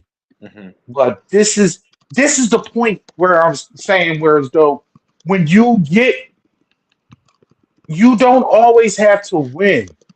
Progressives, socialists, people left of center of these establishments, they have this is healthy. This is why you have primaries. So the incumbent has to prove to the constituents again that they are worthy to represent them. You cannot allow these people to get a free pass and to go back into office. Hmm. This is the first time ever when you look across and this is the Democratic Party's shortfall over the last 30 years, whereas though they have conceded state legislatures throughout the country. In Minnesota, Arizona, South Carolina, North Carolina, South Carolina, Virginia, and Georgia. Those 7 states, they are running candidates on the Democratic ticket for every statewide office. And they have never done that before. You have to run people, even if they lose. You keep running because it makes their opponents have to talk to their constituents and go out and try to win votes Yep. and talk about issues. You cannot allow someone to run unopposed. Never. Deep thing we're going to spend the last 20 minutes on.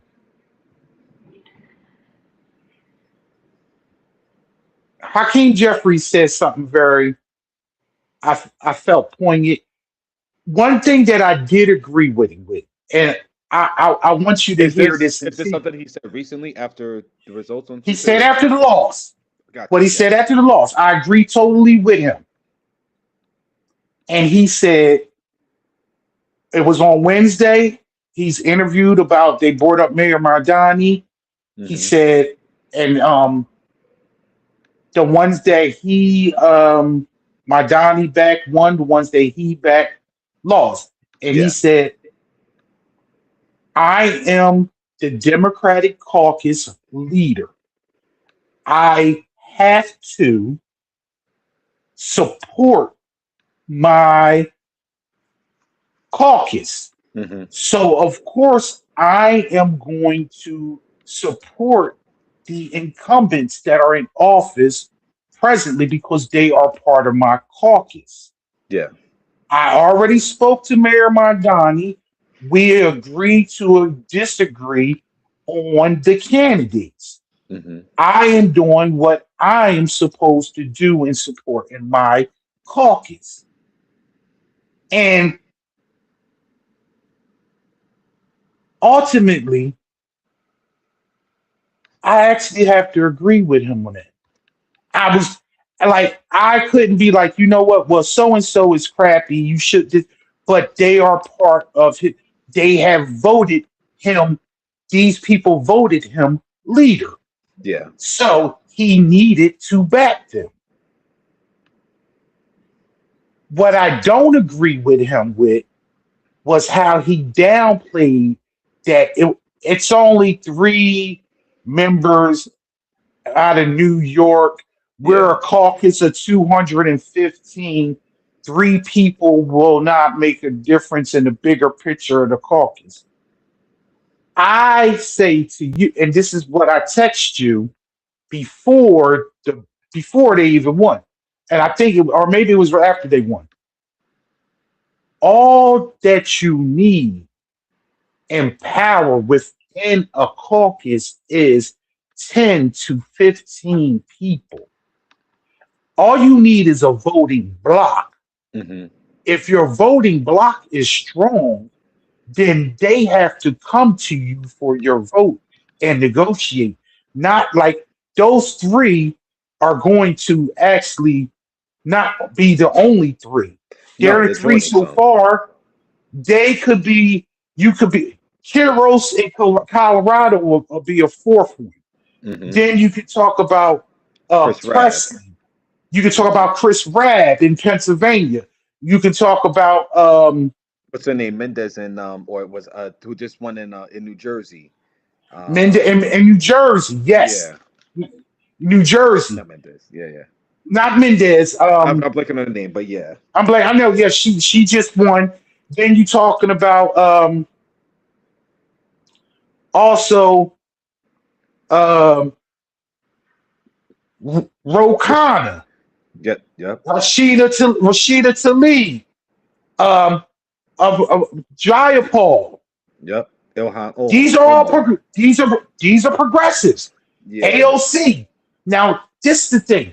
AOC is not as left as these people are, and I will tell you, AOC was where she was, but she got smacked down by fucking Nancy Pelosi.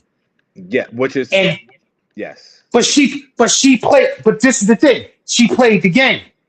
And that's which I brought up. That she was smart. She with played her the game. with her lack of endorsements against these incumbents as well. It's a part But of as soon as they won, she came out. Soon as Yeah. they won, she came out. but she played the game because guess what? She saw her crew got dismantled. Yeah. The squad got dismantled. So she's playing the game. But guess what? If it's 5, 6, 7, 8, if it's 10, 12, now she can she's still progressive. Yeah. But she just downplayed her rhetoric so she can stay, so she wouldn't get ostracized because one thing that Pelosi was and Hakeem Jeffries is not. Pelosi had ultimate power. For sure. Yeah. In control over She had ultimate. She. I will say this, and it's been brought up, and I want to know how you feel about this because I didn't discuss this with you. But people are saying, and I believe it to be true, Democrats probably will win the House. I'm not sure if Jeffries is going to be the speaker. And I'm blanking on which race it was, but it was Chris Rabb got asked this question. Actually, that's what it was. He got asked the question after he won his primary, and it was like whether or not he would support Hakeem Jeffries to be speaker. And yeah, basically he just gave kind of a milquetoast answer on whether basically he is the guy, and until no one's currently standing up and challenging him, so he's he's not supporting a challenger because no one's currently challenging him. Is basically the takeaway that I got from it. But I don't think he's strong enough. It's funny. I don't think he's strong enough to be the leader of the House that the Democratic Party needs and that the country needs right now. But I also think it'll be very hard for the Democratic Party to sell not having Hakeem Jeffries be the guy. Because not being the first black speaker of the House. Yes, because especially because he just became the leader of the Democrats in the House. So it's kind of so you gave me this power when I wasn't actually speaker. So when it was kind of only just, you know what I mean? The three people, those three motherfuckers, sorry, mama, Pelosi, Hoyer, and Clyburn stepped aside when they were not in the majority anymore. Mm-hmm. And then they propped up younger, blacker, and browner people to be the leaders, while they still sat on the sidelines getting their money, doing their trades, and still being in whatever. Yeah. Because they should have been going. They should have been going 6 years ago. Mm-hmm. All of them are over 84 years old. All of them. I will say this. I'm okay with him being the speaker. And it's for selfish reasons. I do want a black man to be Speaker of the House. But I also believe, I'm going to go back to Kamala Harris. I believe Hakeem Jeffries is an opportunist. Yeah. If his caucus pushes a certain way and it gets to the point it's getting to the point with Mike Johnson, where it's revolt and stuff, to keep his job, he not going to capitulate to Donald Trump because he's not of the same party. He's going to capitulate to his caucus and the voters. Mm-hmm. Because let me play a side game with you right quick and see if this is. Why do you think? I think it was strategic and I think it was smart. Why do you think Mayor Mardoni didn't run the primary challenge to Hakeem Jeffries? Because Hakeem Jeffries is weak. Why didn't he do it? I think the main reason is that Hakeem Jeffries is a close ally of the governor Kathy Hochul, and he needs Kathy Hochul's. Um, he basically he needs the state to help fund a Y- lot of his initiatives and his policies. Yes. Yeah. Also, yo, Hakeem, I tell you, we're gonna be on the wrong side of this thing. I'm not gonna come after you. He's like, I'm not gonna come after you in 26, Hmm. but I'm going to get some people in. This movement is going this way. You're going to have to bring some stuff to the floor. Hmm. You're going to have to show and prove. If not, in 28, we going to come. We want to see a black man be speaker. Hmm. We want that. You a New Yorker. I'm a New Yorker. You're a person. Yo, cool. But we need to push this type of agenda Hmm. when it's pop. We need this. If not, it's going to be we coming for you because what we doing is we're going to primary people and candidates that are not working for the people. Yep. So I think he gave him a pass. And he also played it smart because it's like, look, let me show you that I'm going to take out your people in your state. So whereas though you're going to have to capitulate Hmm. or you're not going to have the gavel because I guarantee you he can rally some if he doesn't push a a progressive agenda to change some of the shit that's been going on, and if Hmm. he doesn't bat it down, they gotta you gotta get Epstein shit. You gotta get all kinds of fucking investigations for the next 2 years. Hmm. Getting these people that been doing fuckery, or guess what? We don't want you. We will primary you. I'm telling you. I I'm see that. telling you. That's what it is. He did. He Yeah. he put me. But I'm telling you, he's an opportunist. He's a career politician, and like many people before him, they are okay with changing winds of the way that their electorate they pay attention.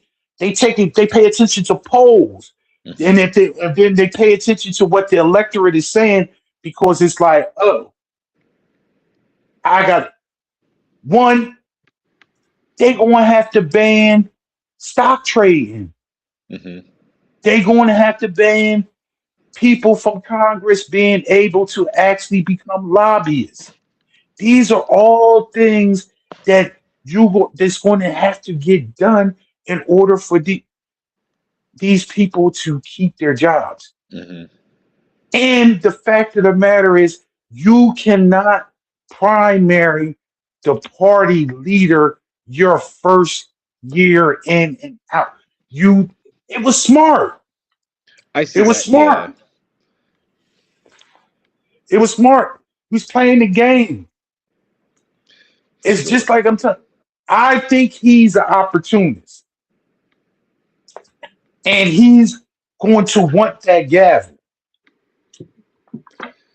but it's going to be fragile because it's going to be too many fucking progressives Yeah. that's not going to put up, and it's a younger generation. They're not going to deal with the status quo. Do you know the DSA platform? I have it written down. What they've been railing against? For the most part, yeah, I know they have like This I got it written right here, so we want to discuss some of them. And I want to bring this up because people watching, you're not a socialist. You're a capitalist. You're not affiliated. You might be conservative. You might not have a title. This is their platform. And tell me, do you have to be in a certain category to agree with one or maybe two or more of these? Hmm. The anti platform reads off as this. They want ranked choice voting. We discussed it before. Ranked choice voting is basically when you have someone that's running, you pick the candidates and you rank them.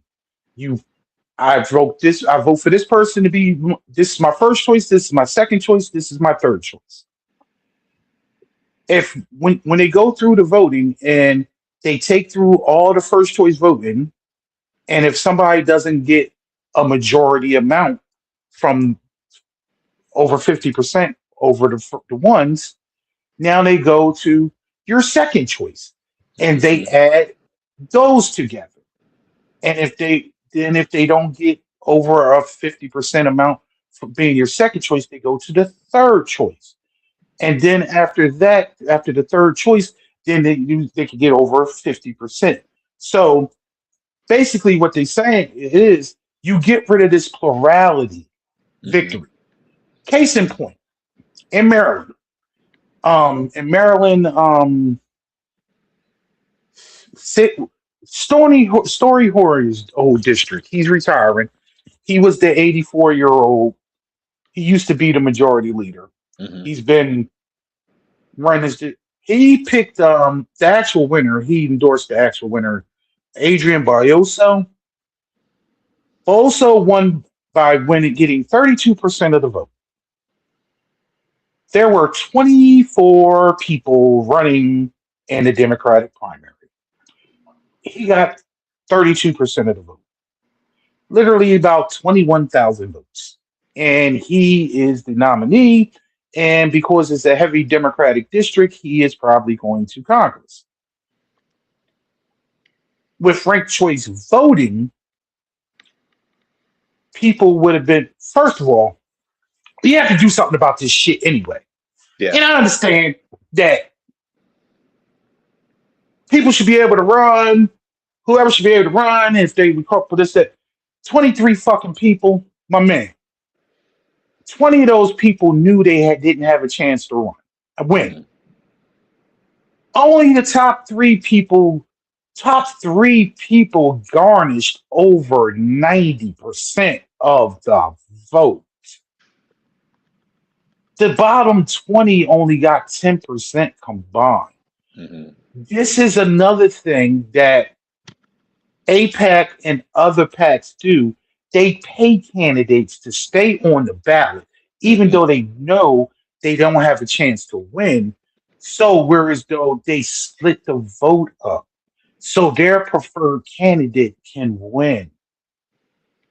I don't think it should not be any more than five people running in a primary. And this is how, whereas though I kind I'm okay with the fucking runoffs that some states use, but I know it was based it was based on segregation and racist so whereas though black people couldn't win out races back down south, that's why they Hmm. do a 50% polarity. I'm 50% plus one majority down south. It's based on racism. But with ranked choice voting, you wouldn't have that problem. Abolish ICE. No matter how you feel about it, um, you I always tend to remind people that ICE is only 20 years old. We did have immigration Enforcement and stuff before then. enforcement before ICE, Hmm. Medicare for all, which is basically universal health care.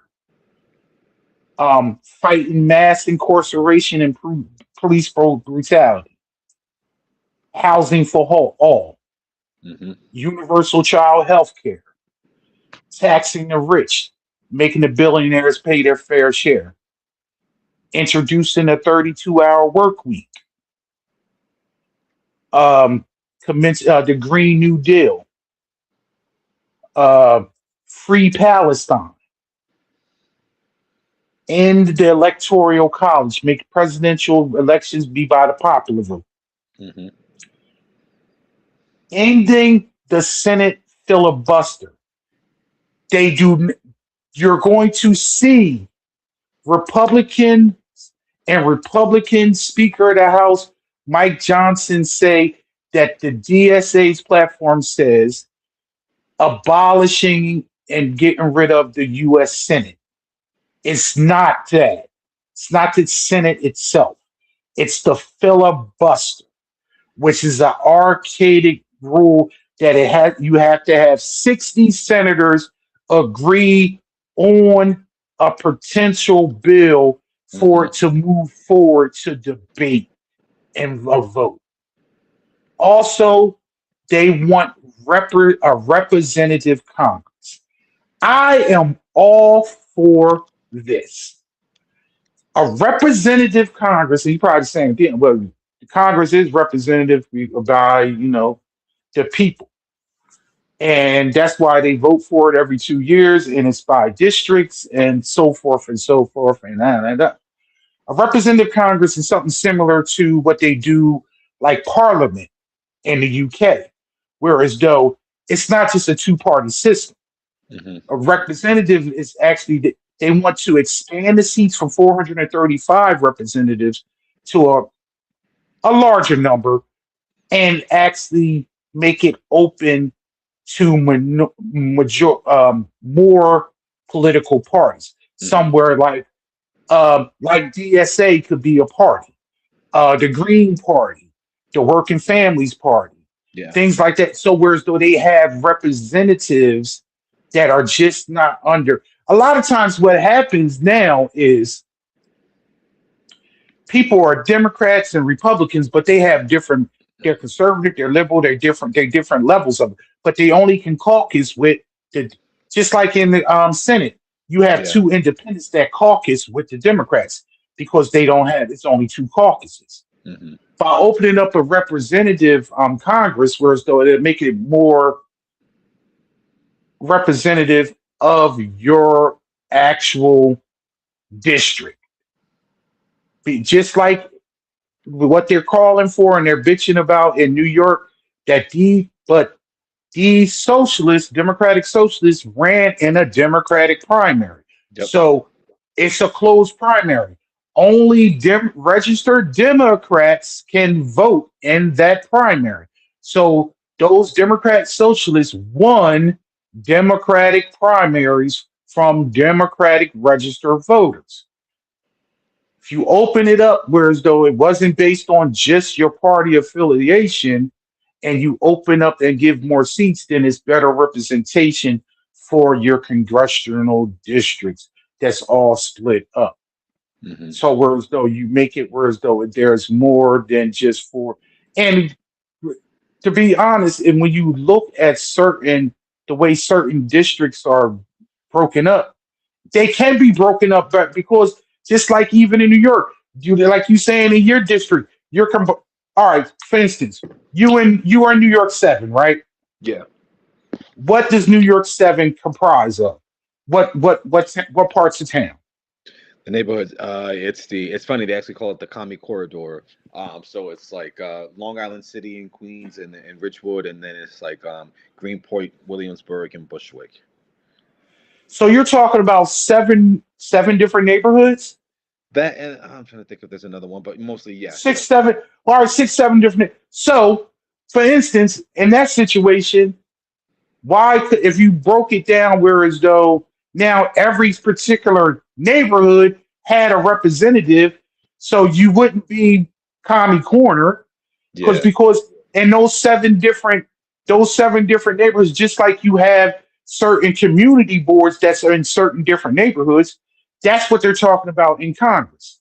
So Yeah. whereas though that particular neighborhood has a representative, and it doesn't have to be strictly into Democratic. Why are they grouping? Why all? Because a lot of times not maybe not in your case, in your neighborhoods, Hmm. but probably you got different people that got different issues, and you only have one representative that has to worry about seven neighborhoods, seven different Hmm. issues. Why can't they each neighborhood have one representative that is focused on your particular neighborhood's issues, and they represent you in Congress that has something to do with your particular neighborhood? Hmm. Because all districts are not made the same. And this is shown when they're gerrymandering down south. For instance, they Yep. split Memphis and Tennessee up into three different blocks, but they are putting Memphis with parts of the North Memphis with another district that is 200 miles away. That's a farmland. How is the city of Memphis having the same issues as this small farm town 200 miles away? Hmm. But you have the same representative. Same thing, case in point, in Delaware. Delaware has one at large representative Hmm. that represents the whole state, but we are three counties. Why can't they Distinct have counties. distinct counties? Yeah. Three separate, different, Hmm. each county is different. Hmm. One county is more urban, cities, and affluent. Most of the money is up north. The middle county is suburban, city, suburban, not really. Third county, farmland, desolate, Completely. Yeah. small population. Why can't you have representation for each county? So whereas though no, I'm talking national representation from each county. Hmm. Especially it'd be more. Majority of the time you always get a Democratic representative in Delaware because it's a majority of Democrats in Delaware. But Sussex County is heavily Republican. If you will go by what I'm talking about with the representative Congress, now Sussex County will probably have a Republican representative in Congress for their county, Hmm. looking after their particular needs. Yeah. So it's not all socialists and just all blue no matter who. And I'm talking about equal representation for everyone by doing that. Hmm. I think it's interesting. But so how many of those things do you think the people watching, how many of those things that you actually agree with, that you could actually get on board with? That's the socialist agenda. I like to say it's a common sense agenda. Hmm. It's a anti the rich is going to keep us subordinate for life agenda. Hmm. It's for working people. It's for the middle class. It's for the people that actually keep the trains keep running.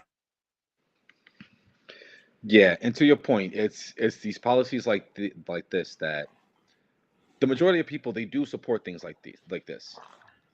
Until Expanding they say it's healthcare, expanding socialist. healthcare, and it until you put a label on it, or Yup. depending on how they frame it, or whatever the case is. But if just policy by policy, line by line, if you go through these with most people, regardless of ideology, regardless of religion, regardless of their background, they would say yes, we support these policies.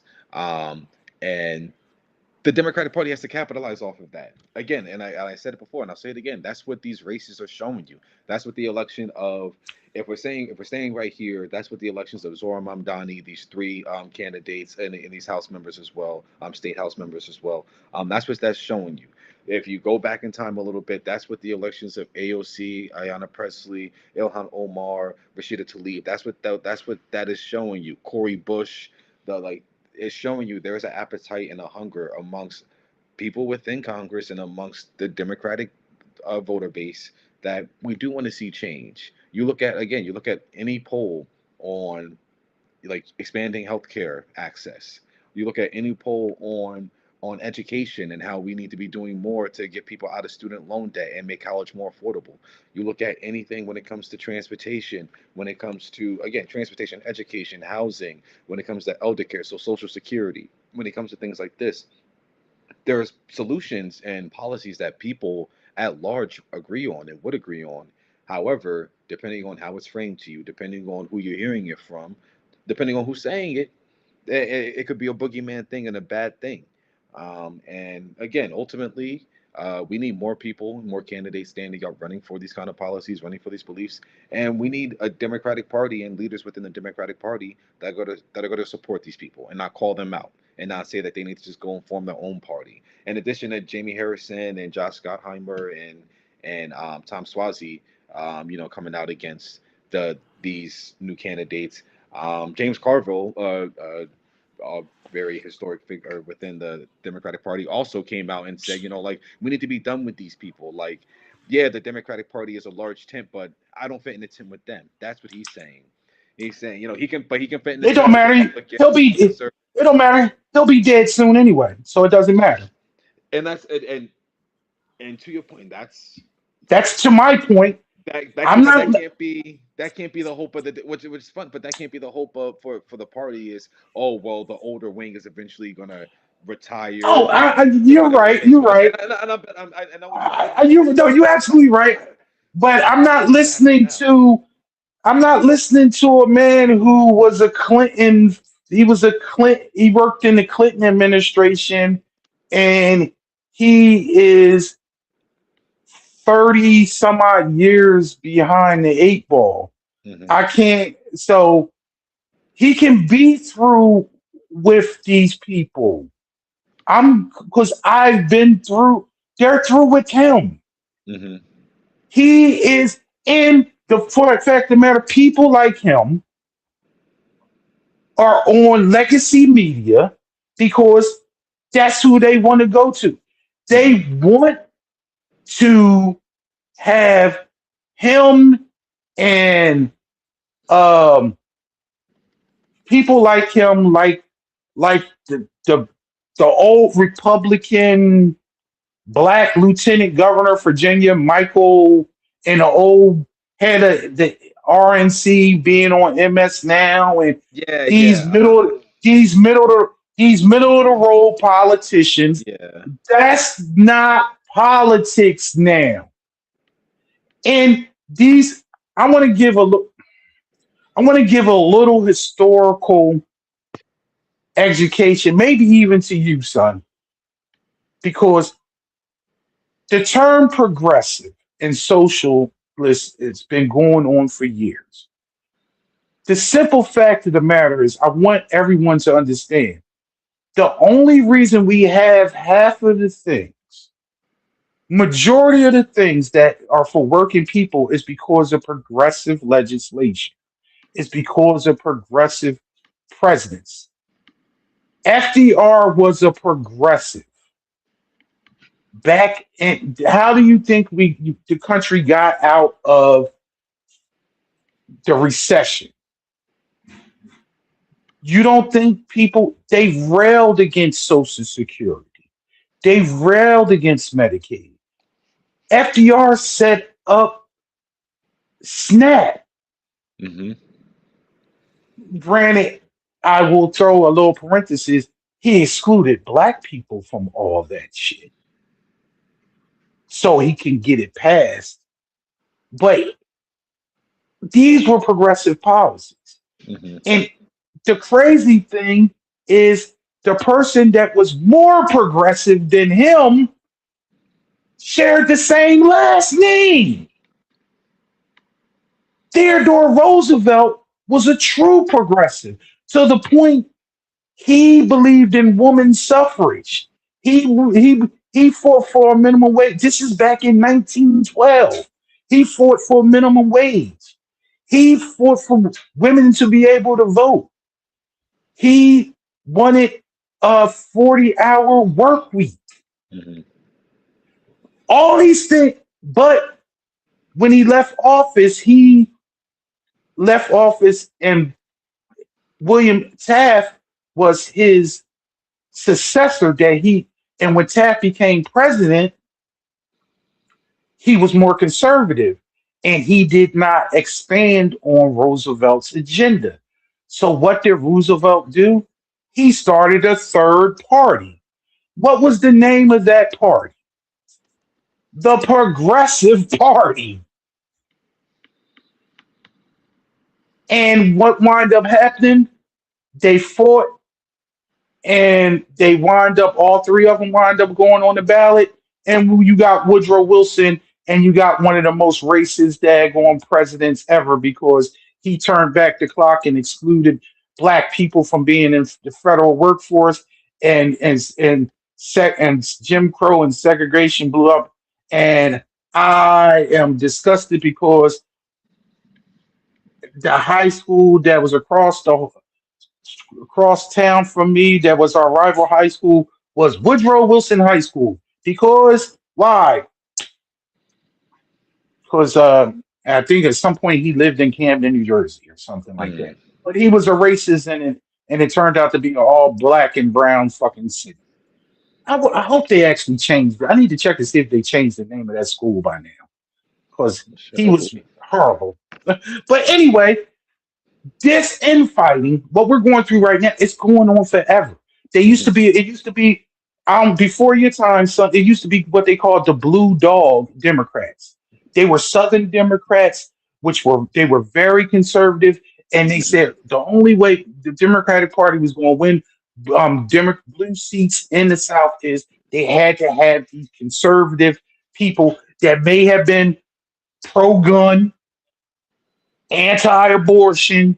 We couldn't be set on these principles because we needed to brighten up the tent. Hmm. But what they can't open their eyes to, the one thing they can't open their eyes to and open up the tent is what? Not being capitalist and not licking the boots of corporations. Hmm. Socialism is bad, but you're a big tent. Yep. It's This ridiculous. country is only 250 years old. You may have not gotten it right. One of the youngest You may have countries. not gotten it right yet. Think like that. You may have not gotten it right before you actually just shut the door on new ideals. The reason why a lot of these idiots voted for Trump because they thought it was something new. I don't know how, Hmm. but they wanted a change candidate, Go for the allegedly. lie. Yeah. What do you got for us before we end up? Uh, man. The last thing to kind of deviate from some of the issues that we were talking about was it's one thing, but it's kind of two things. So one thing in two parts. Um, One recently, it just came out this week in Texas. The the Texas State Board of Education approved a mandatory. I'll say this again. I'll set it up again. The Texas State Board of Education approved a mandatory statewide reading list that includes Bible stories and um, and passages for public school students, all of them. And this Mhm. curriculum change makes Texas the first state in the nation that requires biblical literature and stories across multiple grade levels. So, and as early as elementary school, Students will be expected to read stories like David and Goliath and passages from like the books of Exodus, and then older students are going to read specific passages and parables and excerpts about Jesus and all of that. And it's the separation of church and state. That is something that exists. And it's funny, I was even thinking about this the other day before I even saw this that came up. I was looking at some coins and I was just seeing and if you look at any US currency, it's all over the place. If you look in the currency, if you look in the if you have a passport, if you look in the Constitution, it's a lot of stuff about God. It's a lot of stuff that's about a specific religion, that's pointing to a specific religion. And the First Amendment says we have the freedom of religion. It's it's illegal, or maybe not illegal, because that's not the right thing to say in this term, but there's supposed to be, as I said, a separation of church and state. So there shouldn't be any intertwinement between the state and the church, any specific religions. So you have that just happened in Texas, and then this week you had the announcement of a report that was done by a commission that Donald Trump put together last May. So last year he formed a commission. It's called the what was it? I have it right here. The Religious Liberty Commission.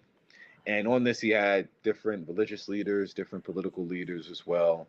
And what they were doing is they were exploring the impact that religion has on society, on the founding fathers and how they shaped the country, and how religion should have impact on society, as we move forward. So the report in the commission is chaired by the Lieutenant Governor of Oh, Texas, yeah, Dan Patrick. Um, he's a and woozy. yeah, and basically they're finding what they came back with um, is we need to get rid of the separation of church and state, and we need to bridge, the relationship and the gap between the church and the state. And what that is kind of just like outcomes like what happened in Texas. We need more prayer and Bibles in schools. They applauded the one of the recent Supreme Court decisions that expanded the right for religious expression in public spaces, like creating like religious opt-outs if parents or people objected to certain things that are being taught in schools and lessons that were being taught in class. They're trying to eliminate an amendment that forbids political activities by tax exempt religious groups. They want to compensate military service members who were discharged for refusing to take the COVID-19 vaccine. It's a lot of cultural warrior things, or not cultural warrior, but like cultural grievance things that they're trying to atone for. But also it's mainly when it comes to religion. So again, there is no attack on religion in this country, specifically on the religion of Christianity, and that's what all of this is coming out of. They feel like people are getting away from religion. They feel like as a country we need to get closer to God, the one and true God in Jesus Christ, and we need his teachings and stuff to the point where we need it in the schools, and we need national prayer um, daily and all the time. And again, it's just so foreign, and it goes so against the principles of this country and what we're supposed to stand for. But that has been this modern version of the Republican Party. It has been the Republican Party to go against the interest of the people, to go against the Constitution, and yet all the rhetoric you hear is how these socialists that are popping up and winning these elections, how they are anti-American, how they're the American haters, how they're the reason why our country sucks. And if you have grievances, if you think there's a problem with the country, then you should just leave, even though they think there's problems with America and that we need to become great again, and yet it's perfectly fine for them to have those objections. So just keep an eye on it. And whatever your religion is, you shouldn't be for this. And it's funny that it happened in Texas, because in Texas, that's one of the main states where there's a lot of the anti-Muslim sentiment going on, and how they're so afraid of Sharia law being imposed. That's exactly what this is. Sharia law is just teachings from the Bible. It's how the Bible says, or the Quran. It's how the Holy Book says that you should be living your life and how you should live. That's the Bible. That's what you want taught too.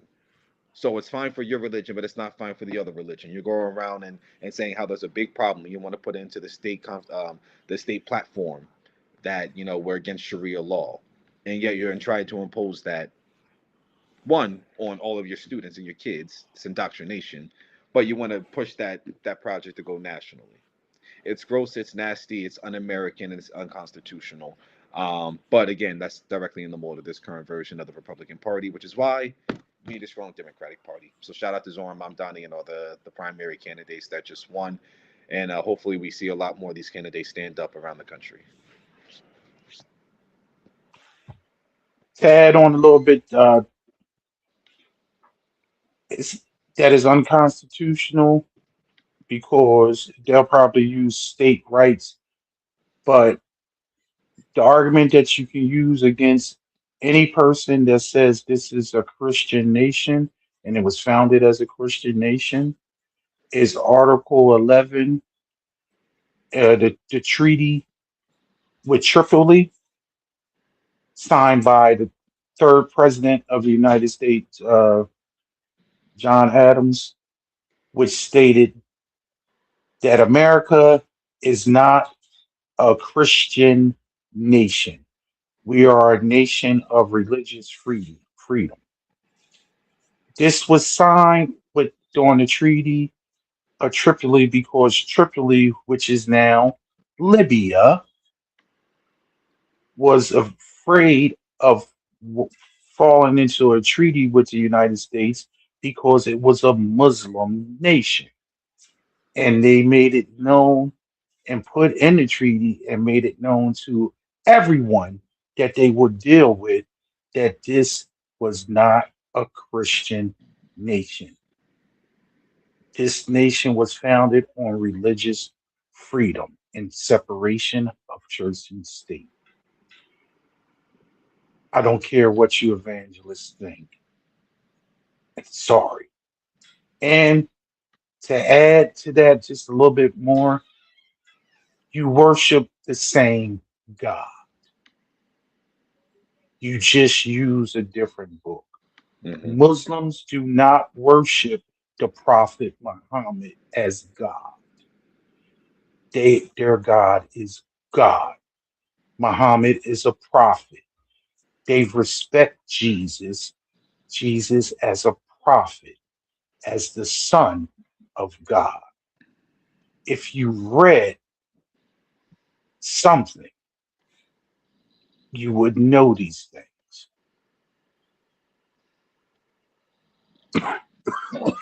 Mhm. Sorry. My last point is about Texas also. As Texas goes, America goes. And I say that because the backlash is coming from outside of Texas.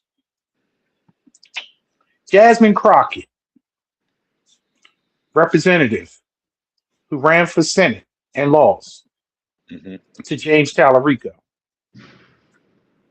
She is getting backlash because, well, she is not campaigning for James Tallarico, but she's going around the country campaigning for other Democrats. Yeah. Also, a lot of progressives, people on the left, what are upset with her because she is not campaigning in Texas for James Tallarico. And I take the sentiments that many people say. She ran, she lost. Many of you people said that y'all liked her as a candidate, but y'all didn't think that she could win. So y'all voted for the white man who was a Christian and said all the right things and was open minded to gay people and black people and just Christ like, but are upset that the black delegation in Texas is not sold on this man, and they want Jasmine Crockett to rally for him. Hmm. Let's be clear. That woman ran a campaign, and you said she didn't. Y'all people said she didn't run a good enough campaign. We had many people go on Beyonce's internet again and be interviewed and said they love Jasmine. White people saying they love Jasmine, but they didn't think she could win in Texas, so they was going to vote for somebody else. So why are black people in Texas obligated to vote for him if he does not earn those people in Texas vote? Now, granted, in the last week now, he's starting to go to black churches. He's starting to do things and try to reach out to the black people. But Jasmine Crockett can do for one, on the night that she lost, she conceded and she did endorse Tellerico that night Hmm. in her statement. For her to be able to be going up and down Texas, that woman, first of all, she's still a member of Congress. Second of all, she's trying to get some people and campaigning for other people. I don't agree with the people that she campaigning with for. Yeah. I didn't agree with the Wesley Bell, and Hmm. I didn't agree with the governor in California. But so be it, because she is a limited progressive in my because she's still Texas and she took APAC money and she's all about the oil shit. So it's just like she don't fall into everything, all the boxes that I would want. Yeah. But I understand her being where she's from and where she her dish she follows those policies. Yeah, but to make it where as though this black woman is obligated Hmm. to endorse and run up and down for the opponent you wouldn't ask no white person to do that. They, she endorsed him the night of. Y'all said this is your candidate. He needs to sell himself to Crockett constituents. Hmm. End of story. It's not her job to sit there and tell the people that voted for her to vote for him like these jokers do. We need to. I seen plenty of people with Republicans. We need to just come together as one now and support our candidate. Just fuck that. You earn my vote. You don't get anything because you got a D or R next to your name. Hmm. I didn't vote for you in the primary. You need to sell me why I need to vote for you in the general. I don't think it's anything but a witch hunt, and it's just unfair. And if you don't like her, fine. But the bottom line is she doesn't owe anyone anything when it comes, because you already picked your candidate. Obviously, that wasn't her candidate. She ran against him. Hmm. If she thought he was such a strong candidate, and granted, they don't have too much daylight between them on the policies. They didn't. They Yeah. truly didn't. So, but you chose this one. Go with it. You got anything to add to that? I was to say, yeah. I mean, to your point, it's not on her. Like you said, she was running against him, so it's not on her. And I also, to your point, I don't agree with some of the candidates that she is going around and endorsing. But Sarah out in California, like you said, Wesley Bell, like there's certain candidates that, especially for the candidate she tried to portray herself to be, is kind of her endorsements are kind of putting, But throwing she's negative APAC poetry born. like that. But and She's that's an APAC. She's an APAC and candidate. And that's the thing. And She was very, and she was at first, and she was quiet because she was quiet on the issue of Israel. So like I don't think she was too pro anything, but she was just, I'm just not gonna say anything. That was her. But obviously it's a big issue within the Democratic Party, but also you're running for Senate, so you're gonna get questions on it. So then she had to basically pick a position and say something. But I think her thing was APAC and also crypto too, and yep. she's taking a lot of money from these from the crypto lobby. So I think both of those issues kind of clouded her judgment and stuff. I don't know, but I agree with your point that it's not on her to go around to campaign for, especially. I mean, I don't. I feel like to they're unfair to the losing candidates when they do that. I do understand, like, yes, like now we have to move forward as a party. I do understand that, but it shouldn't be on that one specific person. They tried to do that with Bernie Sanders when he lost to Hillary Clinton back in 2016. Both times. Even though he actually did campaign for both Hillary Clinton and also Joe Biden, not only campaigned and endorsed, They stole. endorsed them. They stole the nominations both times. Yeah, Bernie Sanders should have been the nominee both both times. both And times. guess what? They may have lost. They may have, but they did lose again in 16. And they Yeah, may have lost in 20 also. But he should have been the nominee. I They've would. rigged it. He should have been the nominee. I would say he could. Mm, they had a shot to win in 2016. I do believe if that was Bernie Sanders and not Hillary Clinton, I think Hillary Clinton, even though she won the popular vote, she didn't win in those specific states because you know how She the didn't campaign. because she didn't campaign appropriately there. Bernie Sanders had a presence in Michigan. He had a presence in Pennsylvania. He had a presence in a lot of these swing states, and they also, as much as people were voting for Donald Trump as the change candidate, they were also voting. There were a lot of people who voted against Hillary Clinton or stayed home because they did not like Hillary Clinton Yes. specifically. So, if you had a different nominee, if you had a Bernie Sanders who most people don't know, but all you know is that the issues that he's running on, I do think that But it they would would have have played out yeah, but differently. they would have labeled him a socialist. Of course, and he would have said, and what would he have said? Why? Because I believe in all these policies that you also believe in.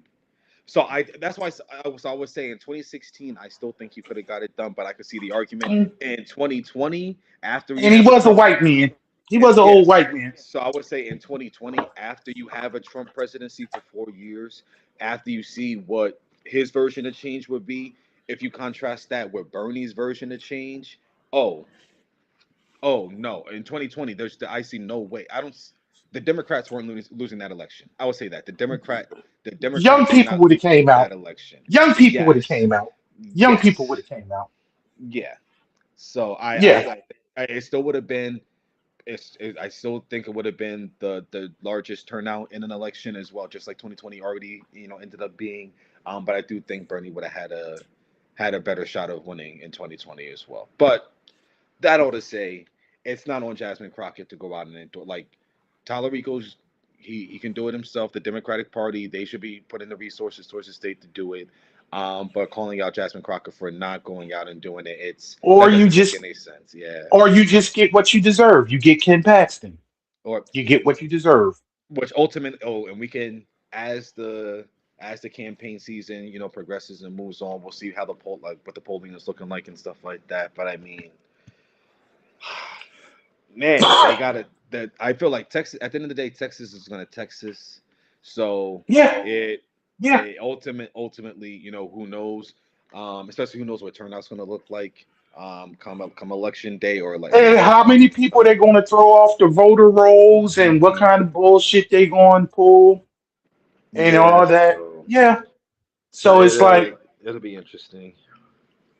it's going to be crazy. But to end it tonight, we're going to have a video, and I want to intro this video. I didn't, and as usual, I didn't share the video with Dallas, so I'm doing this now so I can actually educate.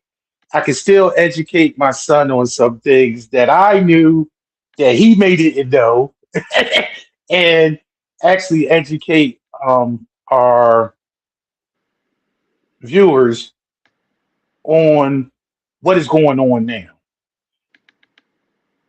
It's often says if you don't know history, history often repeats itself. And what is going on now in this place that is so-called America is nothing new. This is an empire, Hmm. and this empire is going through distress. Um, at the same time, I like to believe that we, you and I, are on the right side of history. 30 years from now, being progressive and having a left mindset is going to be a norm. And you actually come out of these dark times in sunlight and emerge in a different place. Sometimes, especially when you're dealing with, like I said, next week, this week coming up, this country will be celebrating 250 years. It's a very, very young nation. And in all actuality, everyone in this nation didn't have complete rights until the last 60 years. Interesting. Dallas, do you know that your father is the first person in your lineage actually born? His generation was born with actual full rights in this country. Mm. Your grandmother, who was born in 1956, still was living under Jim Crow, and it was before the Voters' Rights Act. Hmm. I am the first, my generation is the first one. My cousin, our oldest cousin, was the first one born that had full rights and voting rights. At he will be 59 or yeah, 59 this year.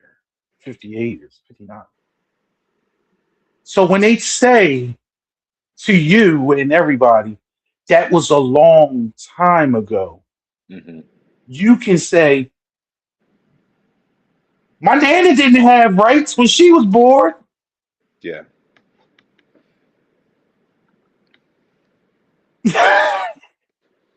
I'm smiling and laughing, and he's not because he's taking in how serious that is.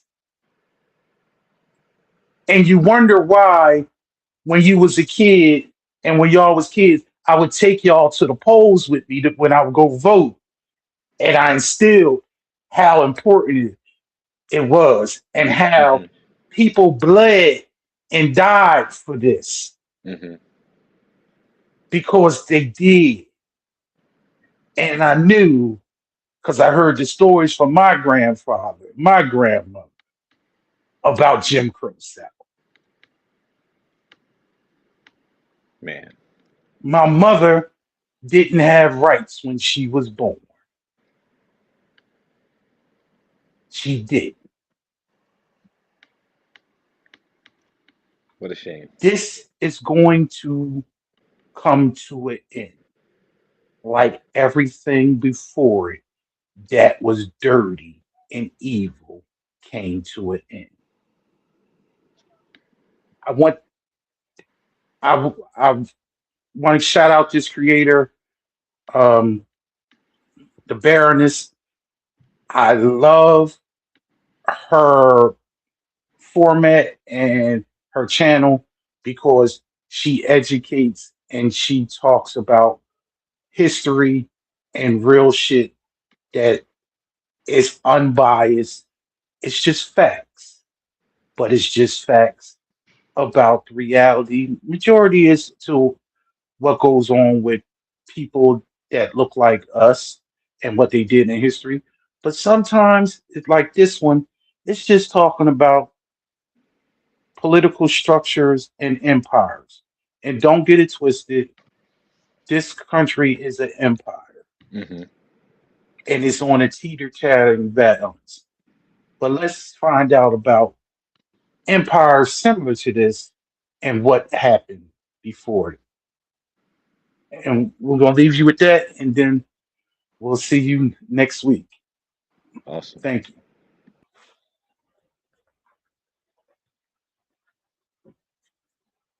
I need y'all to pay attention to a historical pattern that almost nobody's talking about.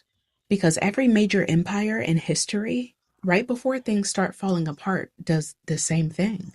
They become something. Not stronger, not freer, not more democratic. Meaner, more paranoid, more obsessed with controlling people, more obsessed with enemies inside their own borders. And almost every single time, the people who lose rights first are the minorities. Political descendants, religious minorities, the people easiest to scapegoat when the empire starts panicking. Rome did it, Britain did it, the Soviet Union did it, and right now, the United States is doing it. So let's start with Rome, because people love romanticizing Rome, right? The architecture, the soldier, the aesthetics, the little TikTok edits with the dramatic music, you know? But Rome got paranoid toward the end. In the late 200s and early 300s, the empire became deeply paranoid about the internal enemies. One of the groups they targeted heavily? Christians. Emperor Diocletian launched what historians now call the Great Persecution. Churches destroyed, sacred texts burned, Christians stripped of legal protections, removed from government and military positions, imprisoned, tortured, and executed publicly.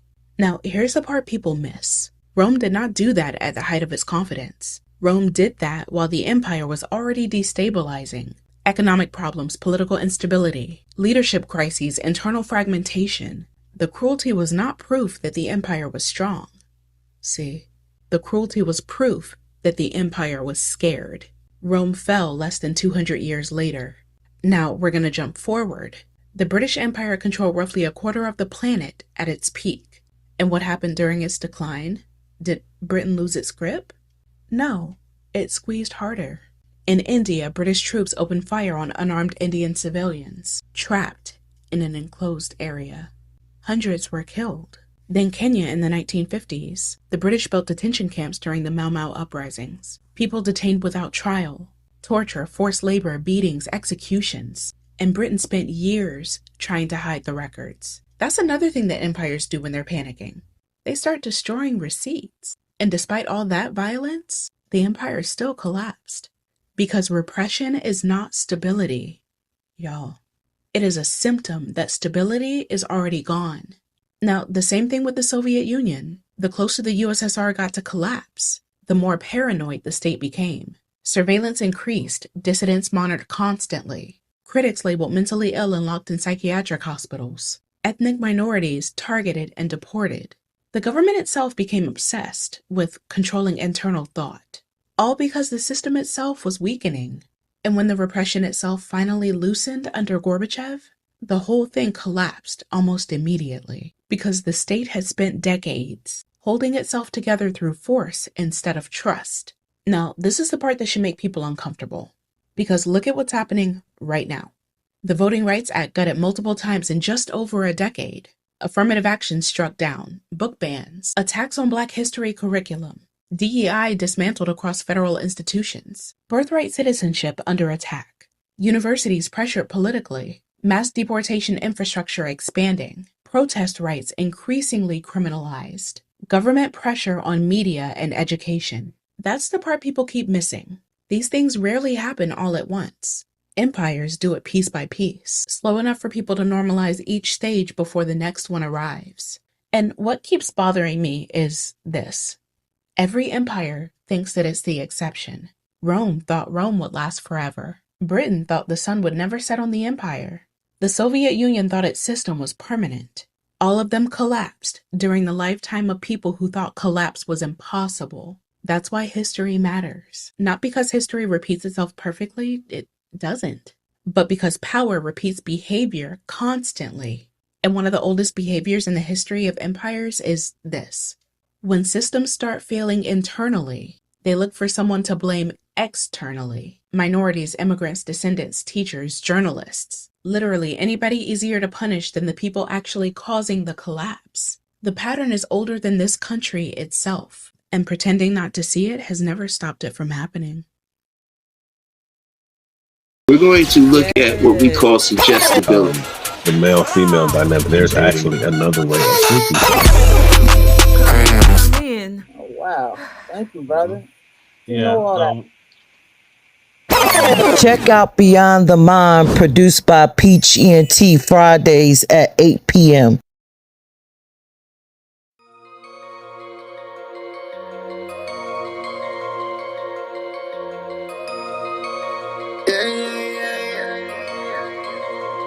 Maserati go crazy.